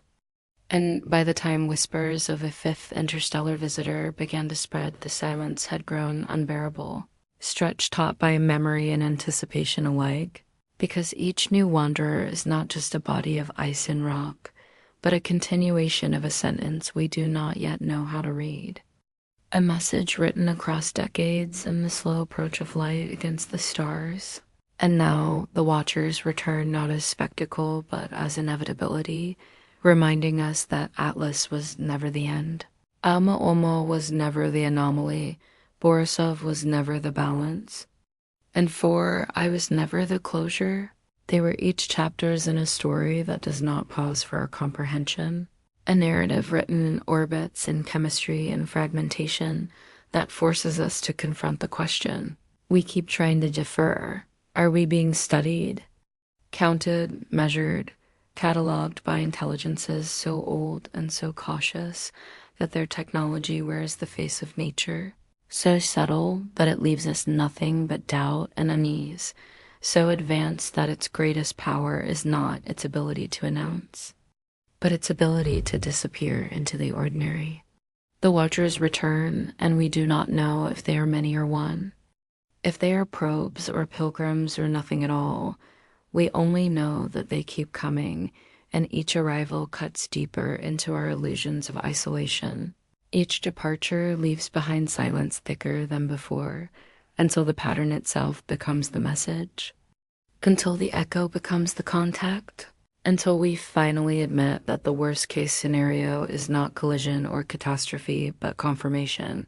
The moment we realize that our skies are not empty and never have been, that the watchers were always here, slipping past us like shadows, leaving only questions in their wake, and that the return is not their movement through space, but our awakening into their .g silence and their wake silence that forces us to fill it with ourselves. The horizon has always been a metaphor for distance, for the unreachable line where sky and earth seem to touch yet never meet. But in astronomy, the horizon is both literal and cosmic. It is the line where knowledge ends and mystery begins, and with 3i Atlas and its siblings, the horizon of contact has drawn closer than we ever expected because the question no longer feels like whether we will make contact, but whether we already have, whether these interstellar wanderers or not. Random debris but subtle, emissaries, and whether our failure to recognize them as such is the only barrier separating us from the truth. The horizon of contact is not marked by ships in the sky or messages beamed across the stars. It is marked by anomalies, chemistry that makes no sense, orbits that whisper of intention, silences too perfect to be accidental in the uncanny way. Each visitor seems to arrive not in isolation, but as part of a growing rhythm. ʻOumuamua, Borisov Atlas, and beyond, each one expanding the pattern. Each one tightening the circle of possibility until the horizon looms so close that we cannot pretend not to see it. The horizon of contact demands that we question the definitions we inherited, because for decades, the search for extraterrestrial intelligence meant radio telescopes scanning the void for deliberate transmissions. We called it city, and we waited for a signal. But what if the signal was never meant to arrive as noise through the air? What if the signal was meant to arrive as silence through the sky in the form of visitors that look like comets but refuse to behave like them? Visitors that fracture when they should crumble symmetrically, when they should shatter chemical, when they should be inert. What if the signal was always meant to be misunderstood except by those willing to cross the horizon of assumption? Horizon of contact is also temporal. It is not just about where, but about when, because timing itself becomes suspicious. 3 visitors in less than a decade after millennia of none, each one more anomalous than the last, each one dragging us further from the comfort of coincidence and into the disquiet of pattern. When we say detection bias, we soothe ourselves with progress. We explain the frequency away by our better surveys, our sharper instruments, our wider sky coverage, but beneath that rationalization hums a deeper unease. What if the timing itself is part of the message? What if the watchers waited until we were ready, until our telescopes were sensitive enough, until our networks were fast enough, until our culture was loud enough to notice? What if the sudden acceleration in discovery is not just technological, but intentional, as though a curtain has lifted and we are now being introduced to the pattern slowly, deliberately, one object at a time? Contact, not as shock, but as acclimation, the horizon of contact. Approach not in a single leap, but in a gradual fade so subtle that only when we look back will we realize how far we have crossed. But the horizon of contact is not only astronomical, it is psychological. It is the line where belief collides with doubt, where science touches speculation and neither can quite defeat the other. The horizon lives inside us because our species has always carried 2 impulses, one toward rational certainty, the other toward mythic wonder.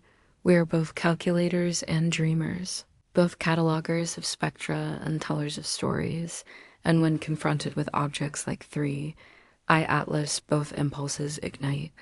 We measure its velocity, 61 kilometers per second, hyperbolic, unbound, undeniable, and at the same time, we whisper, what if it is not just comet, but courier, not just chemistry, but code, not just coincidence, but communication, and in that whisper, the horizon moves closer because the very act of asking the question is itself a kind of contact. When the unknown forces us to reshape our categories, to stretch our imagination, to admit the possibility that we are not alone. We are already across the threshold. We are already on the horizon of contact.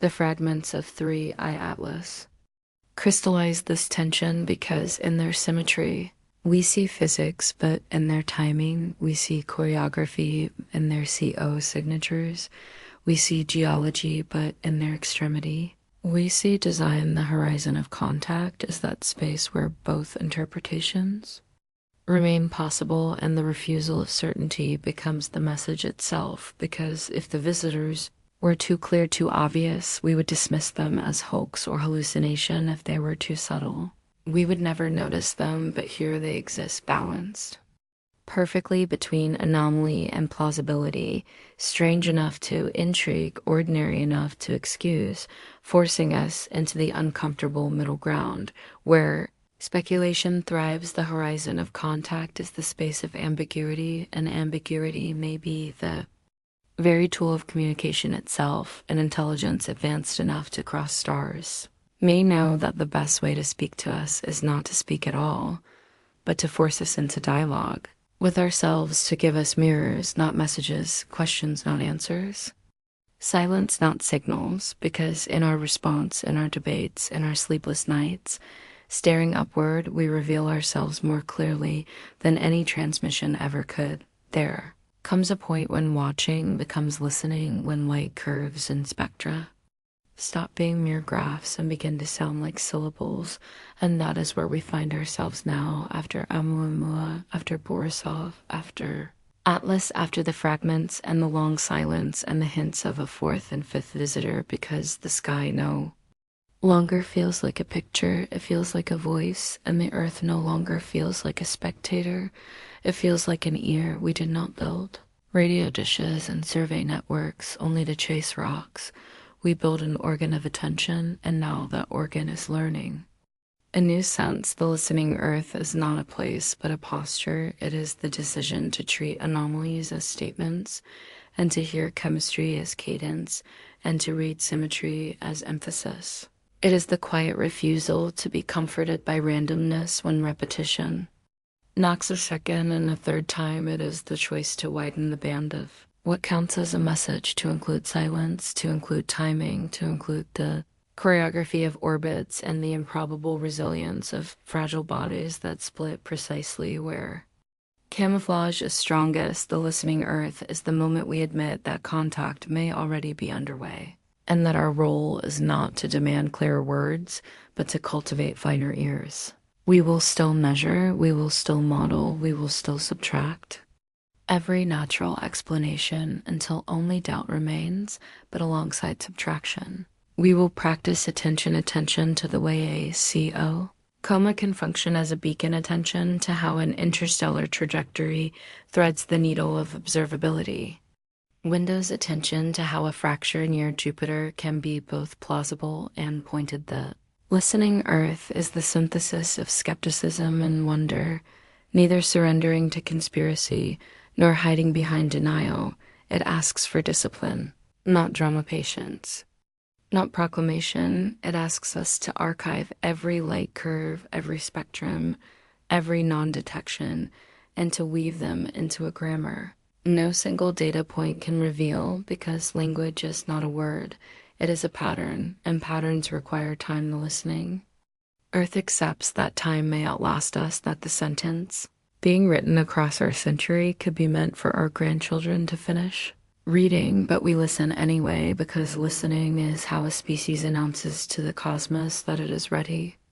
Listening is how a civilization becomes visible without broadcasting a single watt, and so arrays turn and pipelines hum and midnight teams compare notes across oceans, and the planet itself becomes a single instrument strung from pole to pole, tuned to the faintest deviations in the ordinary. If the next visitor arrives and is nothing, we will add that nothing to the syntax. If it is something, we will add that something too. And either way, the language will sharpen and the mirror will clear, because the listening earth has learned that the most profound messages do not demand belief. They demand attention and an offering. That attention, we cross a threshold. No ship can carry us over. We step from seeing to hearing, from catalog to conversation, from solitude to relation, and whether the watchers intended it or not. We have begun to answer, not with transmitters, but with posture, not with words, but with readiness, and the universe hears. Readiness, the way a forest hears stillness. Before a voice, the way a sea hears the keel before the sail. And if there is meaning moving toward us, it will arrive to find an Earth already leaning forward, already quiet, already listening. There comes a moment in every story when the accumulation of questions reaches a density so great that it feels like a threshold, and with Three-Eye Atlas and all the wonders that followed, we find ourselves pressed against such a threshold, a place where astronomy ceases to be about orbits and spectra alone and becomes a meditation on meaning, because meaning is what we seek in every anomaly, whether in the elongated shadow of ʻOumuamua or the cometary certainty of Borisov or the fractured twins of Atlas or the rumored arrivals beyond them all along. We have been asking the same thing: is this random? Or is this deliberate? Is this accident? Or is this contact? And at the threshold of meaning, the line between those choices grows so thin that perhaps it disappears altogether, perhaps. Randomness and intention are not opposites, but partners. Perhaps the universe itself is a medium in which meaning is written, not in messages, but in motion, not in words, but in recurrence. The threshold of meaning is not a place we can plot with coordinates. It is a condition, a state of awareness that arises when the data resists certainty long enough to become something else. It becomes mirror. It becomes myth. It becomes invitation. And in that invitation lies the most unsettling possibility of all, that meaning is not sent to us from elsewhere, but drawn out of us by the very act of observation and interpretation. At this threshold, every fragment, every light curve, every spectrum becomes double one side, physical, one side, symbolic. Carbon dioxide ratios are chemistry, but they are also potential signals. Hyperbolic orbits are mechanics, yes, but they are also possible approach vectors, fragments diverging, or debris, yes, but they are also metaphors for duality, survival, redundancy, strategy. The longer we linger here, the more every fact acquires a shadow, every certainty grows an echo. Every calculation becomes a question, and the threshold of meaning presses closer, not because the objects change, but because we change, because we are beginning to see ourselves reflected in them. Our fears about surveillance, our hopes for contact, our doubts about isolation, our hunger for significance, all projected upward until the sky itself becomes a screen, and the comets become actors in a play we may have written unconsciously across millennia. The danger here is not gullibility, but blindness, because to insist that all is random is to miss the pattern, and to insist that all is design is to surrender to fantasy. The truth at the threshold may be that the distinction is no longer useful. The universe may be structured in such a way that what looks like chance at one scale looks like intention at another, and what looks like debris in one frame looks like artifact in another. The very same object wearing different masks, depending on how we look. This is the vertigo of the threshold. It is not that we have discovered alien technology or confirmed galactic watchers. It is that we have reached the point where the question cannot be evaded anymore, and the refusal to decide becomes its own form of decision. The fragments of Three-Eye Atlas trail away into darkness, and we stare after them, not because they are threatening, but because they are evocative. They leave us haunted not by the fear of collision, but by the weight of implication. The sense that something has happened here, something small and silent and ordinary, and yet also vast and irreversible. A door has opened even if we cannot see its frame, and to stand at the threshold of meaning is to understand that stepping through may not require the arrival of a ship or a signal. It may require only the courage to admit that the anomalies we see are already sufficient to say that something is happening, something larger than coincidence, something deeper than chemistry. The threshold of meaning is crossed not by them arriving, but by us recognizing that they already have. There comes a moment when the accumulation of questions becomes heavier than the answers meant to contain them. And at that moment, the human mind crosses a threshold it did not even know was there with ʻOumuamua. It was easy to retreat behind ignorance, to admit that the strange acceleration was beyond us, and to wait for a more ordinary explanation with Borisov. It was easy to sigh in relief and say, "Look there."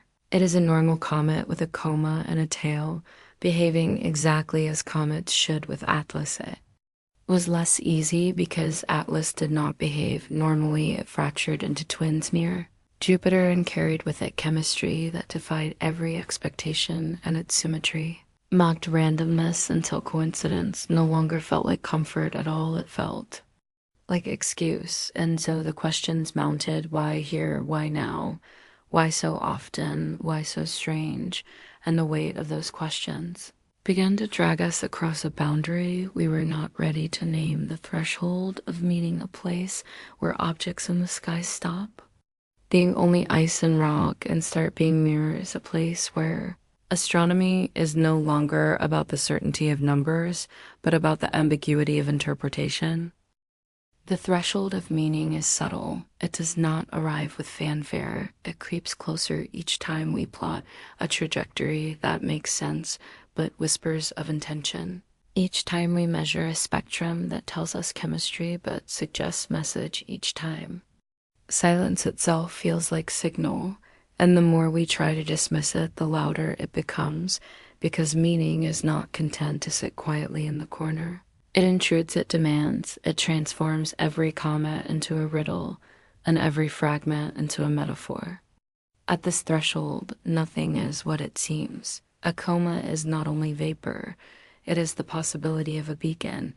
A fracture is not only weakness, it is the possibility of activation. Silence is not only absence, it is the possibility of camouflage. And so Atlas ceases to be just Atlas. It becomes the teacher, the mirror, the test, its fragments glowing faintly, as though lit not only by the sun, but by our attention. Astronomy has always sought to strip away, meaning to insist on neutrality, to treat the universe as object, not subject, but the threshold of meaning resists this stripping away. It insists that observation is never neutral, that in looking we participate, and in interpreting we reveal ourselves. The question is no longer what Atlas is, but what we are in relation to it. Are we the rational species that dismisses anomalies until proven, or are we the imaginative species that believes anomalies to between science and speculation, refusing to fall entirely into either side? The threshold of meaning is the recognition that perhaps there is no clean line between natural and artificial.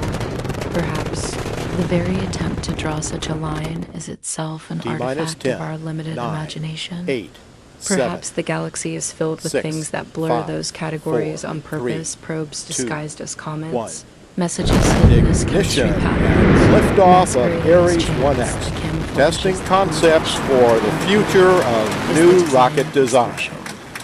Every fact is doubled, every certainty shadowed by speculation, every equation whispered against by metaphor. 61 kilometers per second is not only velocity, it is intent. Orbital eccentricity greater than 1 is not only trajectory, it is approach.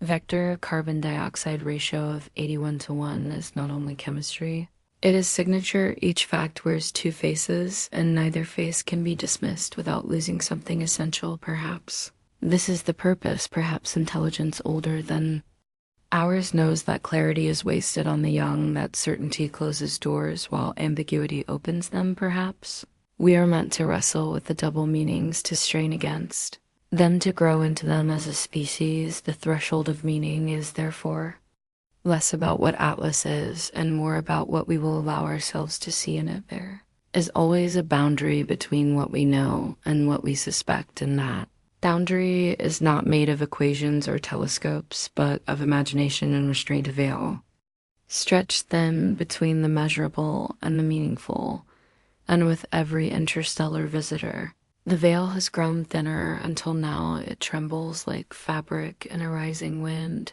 ʻOumuamua brushed against it with its strange acceleration. Borisov tested it with its chemistry. Atlas tore at it with its fracture and symmetry and silence. And now the veil feels Less like protection and more like invitation, the veil between worlds is not simply the line between Earth and the stars, it is the threshold. Between ignorance and recognition, it is the place where denial can no longer hold, yet certainty is not yet possible. It is the middle ground where science and speculation whisper to each other in uneasy harmony, and the longer we stare at the fragments of Atlas and the data they left behind, the more the veil seems less like barrier and more like membrane permeable. Porous, a surface across which meaning may already have passed unnoticed, the veil between worlds has always been described in myth. Long before we had telescopes, humanity told stories of hidden realms. Just beyond sight, gods and spirits crossing back and forth, watchers moving unseen behind curtains of mist. Every culture carries the motif of separation, the thin veil that divides the ordinary from the extraordinary, the living from the dead, the mortal from the divine. And now, in the age of astronomy, we see that motif reappear not in temples or forests, but in the sky itself, in objects that look ordinary yet behave strangely, in visitors that should be silent yet speak in anomalies. The veil persists only because we insist on its existence, but the evidence strains against it. Every hyperbolic trajectory, every improbable chemistry, every uncanny symmetry is a hand pressing against the fabric from the other side, telling us the separation was always thinner than we thought. The veil is not there to protect us, it is there to prepare us, and what lies on the other side of the veil is not necessarily hostile or benevolent. It is simply other, an intelligence that does not think in the categories. We do an agency that communicates not with words, but with ambiguity. Not with signals, but with silence. Not with clarity, but with puzzles. The veil between worlds ensures that contact, if it is happening now, arrives not as proclamation, but as provocation. It arrives disguised as randomness, cloaked as geology, hidden in plain sight, so that only those willing to lean forward to push their imagination through the fabric will sense the possibility. The watchers do not want belief. They want awareness, not certainty, but readiness. The veil ensures that recognition is earned, not given. It ensures that meaning is not imposed, but discovered. The fragments of three, Atlas drifting outward even now, are part of the veil. They look like debris, but they feel like messages. They shine like comets, but they echo like mirrors. They carry within them the possibility that the veil is already open, and we are simply slow to admit it. Silence itself becomes part of the veil, because silence is not nothing. Silence is choice. Silence is the camouflage of patience, and what patience could be greater than that? Of civilizations older than stars, older than galaxies, older than the categories we use to contain them. The veil is not just between us and them. It is between us and ourselves, between the part of us that craves safety and randomness and the part of us that aches for connection and anomaly, and to cross the veil is to surrender. Neither, but to hold both together in a single uneasy breath. The veil is thin, but it is wide and crossing. It is not done by ships, but by minds. The veil between worlds is not only mythic or symbolic, it is also scientific. Every telescope, every detector, every spectrum is an attempt to pierce it. Every new instrument, a hand reaching further through the fabric. The veil is made of distance and faintness and the noise of cosmic background. It is the photons, scattered across light years, diluted until they are barely whispers. It is the gravitational perturbations, so subtle that only decades of tracking can reveal them. It is the chemistry of frozen gases releasing not in neat ratios, but in chaotic plumes, leaving us uncertain whether we are reading geology or intention. The veil persists because the signals are faint and our tools, though vast, are still small. But faintness does not equal absence, and uncertainty does not equal meaninglessness. The veil is porous, and every observation we make is a tiny puncture, a pinprick through which light of another order might seep. When ʻOumuamua slipped past, we glimpsed motion without explanation. When Borisov flared, we glimpsed chemistry older than our system. When Atlas fractured, we glimpsed symmetry masquerading as fragility. Each glimpse is not revelation, but suggestion, each one. A finger trailing across the veil, daring us to admit it moves in response to. Live with the veil is to live in ambiguity, and ambiguity is not weakness. It is invitation. It is the space where imagination and analysis coexist, where the human mind stretches beyond comfort. The veil between worlds ensures that we cannot simply measure and be done. We must interpret, and interpretation is dangerous because it reveals us as much as the universe. It shows our hunger for connection, our paranoia about surveillance, our tendency to anthropomorphize, and our longing to not be alone. Each time we stare into the veil, we see ourselves reflected even as we strain to see beyond it. This reflection is itself a form of contact, because perhaps the watchers, if they exist, are not sending us content but context. They are not transmitting messages but forcing us to generate them ourselves, and in that act we prove readiness not to believe but to imagine. Readiness not to accept blindly, but to wrestle openly. Readiness not to collapse into certainty, but to hold questions like torches against the dark. The veil also ensures that contact, if it is occurring, is safe for both sides, because ambiguity protects us from panic and protects them from exposure. It allows deniability on both ends. If Atlas is questioned, science can say comet and speculation can say probe, and both are correct within their frames. The veil holds the paradox together without shattering it, allowing a kind of communication that does not require risk or revelation.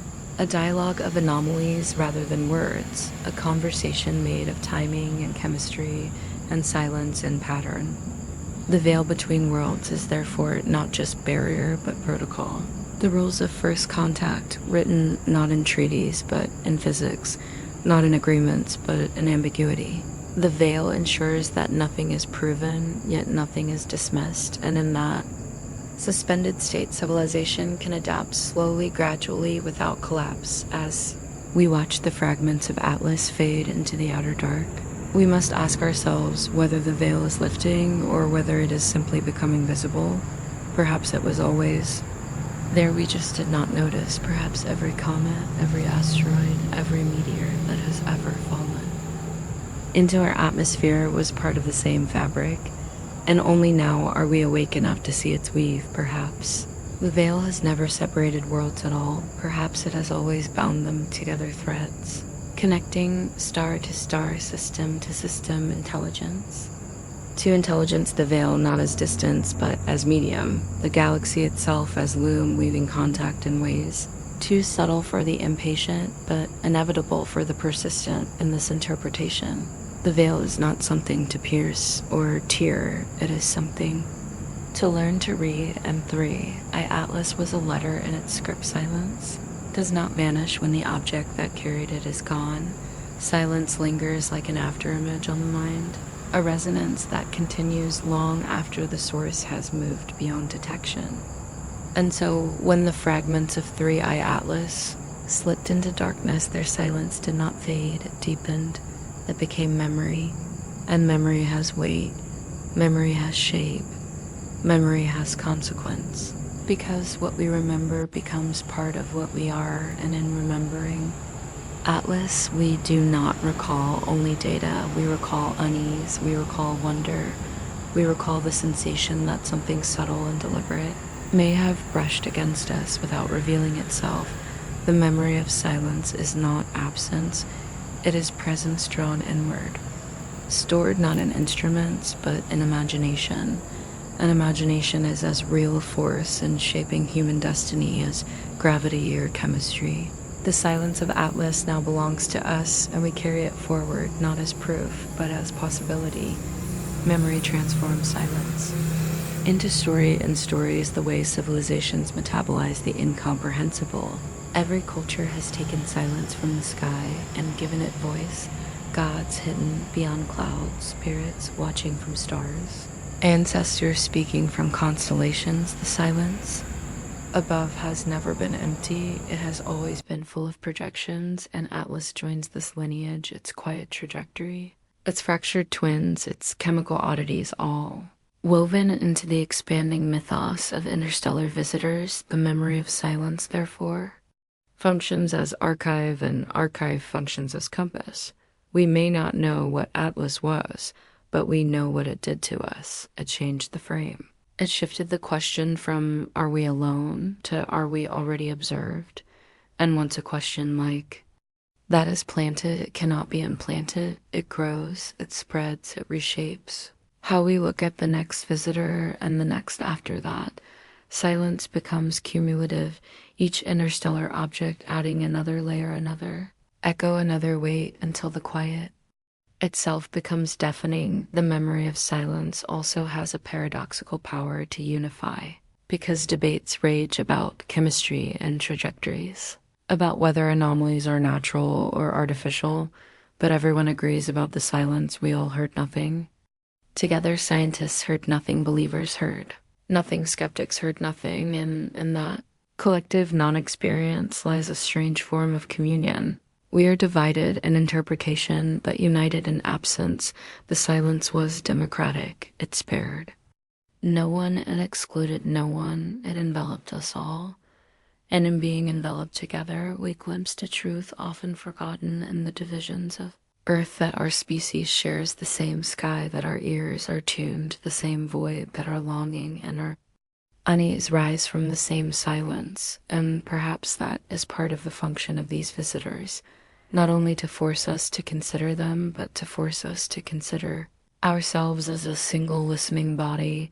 The memory of silence becomes the memory of unity. Even if only briefly, even if only in confusion, yet silence remembered is never static. It evolves with time, with context, with subsequent events. ʻOumuamua silence was interpreted one way, Borisov's another, Atlas's yet another, and when the fourth visitor arrives, and perhaps the fifth and sixth, the silence of Atlas will change again. It will be reframed, reconsidered, perhaps even reinterpreted as first message, not final mystery. What we remember is shaped by what comes after, and so the memory of silence is not a fossil. It is a seed alive, waiting to germinate in the soil of new encounters. What will it grow into if the next visitor behaves? Even more strangely, if a future object refuses every natural explanation, if contact moves from ambiguity into undeniability, will the silence of Atlas be remembered as the first word of a sentence? We are only now beginning to hear. If so, then memory is not passive, it is preparatory. It is the scaffolding on which future meaning will be built, the silence itself becoming architecture for understanding. Every story humanity tells about the sky is really a story about waiting, and every observation we make is a rehearsal for arrival, because the cosmos has always been framed as distance and delay. The light we see left its source before our species learned fire. The signals we send will not be answered in our grandchildren's lifetimes, and the objects that brush our system spend billions of years in transit before we ever glimpse them. And yet, despite this scale of waiting, we feel the visitors as immediate, as urgent, as intimate, as though the vast gulf between stars were only a pause between heartbeats. ʻOumuamua came and went in a rush. Borisov blazed and faded. Atlas fractured and left us haunted, but beneath each encounter is the same realization that we are always waiting for the next.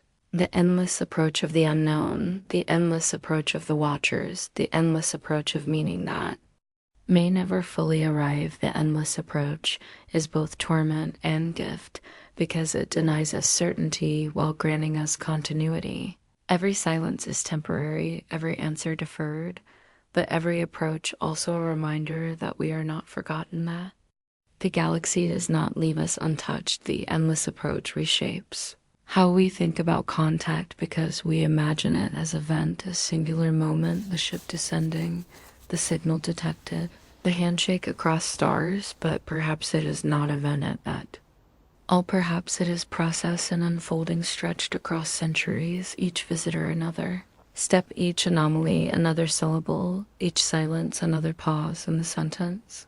The endless approach means we are already in contact, but stretched so thin across time that we cannot yet perceive it as such. Imagine a dialogue where each word takes decades to arrive, where each punctuation mark is a century long, where each pause could end a civilization before the next response comes.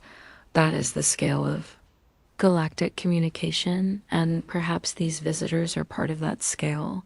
The endless approach is not about them coming closer to us, it is about us coming closer to recognizing the rhythm, the pattern, the structure of a conversation that began long before we were here and will continue long after we are gone. The endless approach also exposes our impatience because we crave climax.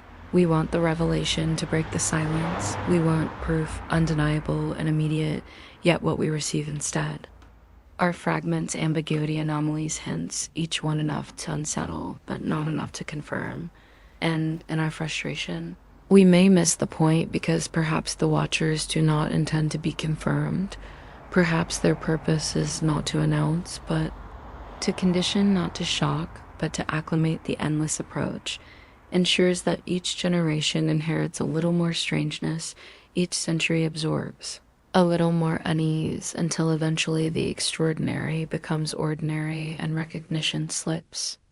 And not as revolution, but as evolution, the watchers may never need to show themselves fully, because by the time they do, we will already have become the kind of species that expected them. The endless approach as pedagogy, teaching us slowly through repetition, through silence, through anomaly, to expand our frame of what is possible. And yet the endless approach is also mirror. It reflects the way we live our own lives, because every human journey is itself an endless approach toward meaning, toward understanding, toward reconciliation with mortality. We never arrive fully, we only move closer. We only gather fragments of truth, pieces of clarity, moments of illumination, and then we fade, leaving the approach unfinished for those who come after.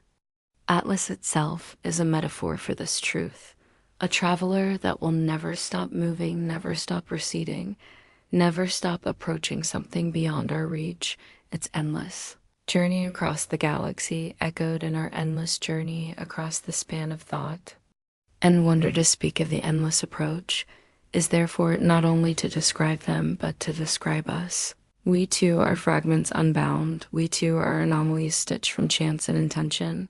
We too are caught in the paradox of always arriving, never arriving. We kept asking whether the visitors were sending us messages, when perhaps the better question was whether they were running programs, because messages declare themselves. They have beginnings and ending, structure and syntax, while programs simply operate quietly, continuously, invisibly, producing outputs that may not even look like communication at all.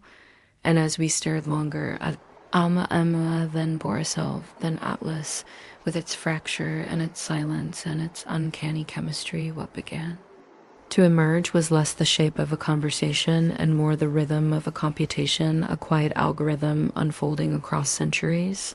The initialization perhaps was ʻOumuamua, a body that behaved wrong, accelerating without jets, its light curve refusing familiar categories, setting parameters for our attention. The calibration perhaps was Borisov, the unmistakably commentary visitor that soothed us with familiarity, reminding us of what ordinary looks like, so we would notice when the extraordinary returned. And then came Atlas, branching, doubling, splitting into fragments, as if to execute a conditional instruction, a fork in logic. If true, continue; if false, terminate. The quiet algorithm does not need to announce itself, because its existence is revealed in pattern, and patterns were exactly what troubled us, 3 visitors in under a decade, after millennia of none. The algorithm whispers through timing, through anomaly, through chemistry, and its language is not binary, but ambiguity. The outputs are not ones and zeros, but doubts and debates, each anomaly an iteration, each silence an execution. Cycle. The idea of a quiet algorithm changes the way we interpret what is happening. because it means the visitors are not here to say anything directly. They are here to operate a process, perhaps a survey, perhaps a census, perhaps a test, perhaps something so far beyond us that even to name it is to simplify it into irrelevance. What if each interstellar visitor is not an emissary, but a function call, not a messenger, but a subroutine dispatched from a system? We cannot see running on timescales. We cannot match the galaxy itself as computer stars, as nodes, planets, as memory. Objects and debris as packets carrying data from one sector to another. Atlas in this view is not comet, not probe, not spy, but code, ancient code, elegant code, subtle code designed to be indistinguishable from chance until chance itself accumulates. Into certainty, the quiet algorithm hides in plain sight because it does not need us to understand it to succeed. Its purpose is not persuasion. It is operation, and operation requires only execution, not recognition. The unsettling part of this speculation is that if the quiet algorithm exists, we are not its audience. We are its environment. The program runs. Regardless of our awareness, it collects. Regardless of our consent, it continues. Regardless of our interpretations, ʻOumuamua did not need us to see it. Borisov did not need us to measure it. Atlas did not need us to debate it. They would have passed anyway. The algorithm would have run anyway. Our telescopes and arguments are incidental. We may be beneficiaries or bystanders or subjects, but not participants. The code runs, and we are processed within it. What does it compute? Perhaps the distribution of life, perhaps the persistence of civilizations, perhaps nothing so grand at all. Perhaps it is maintenance, routine housekeeping of galactic order, but the possibility remains that the anomalies we see, the symmetry, the timing, the chemistry, are deliberate operations, results of codes so advanced it appears to us as natural law, indistinguishable from randomness until observed in sequence, and then too precise to dismiss.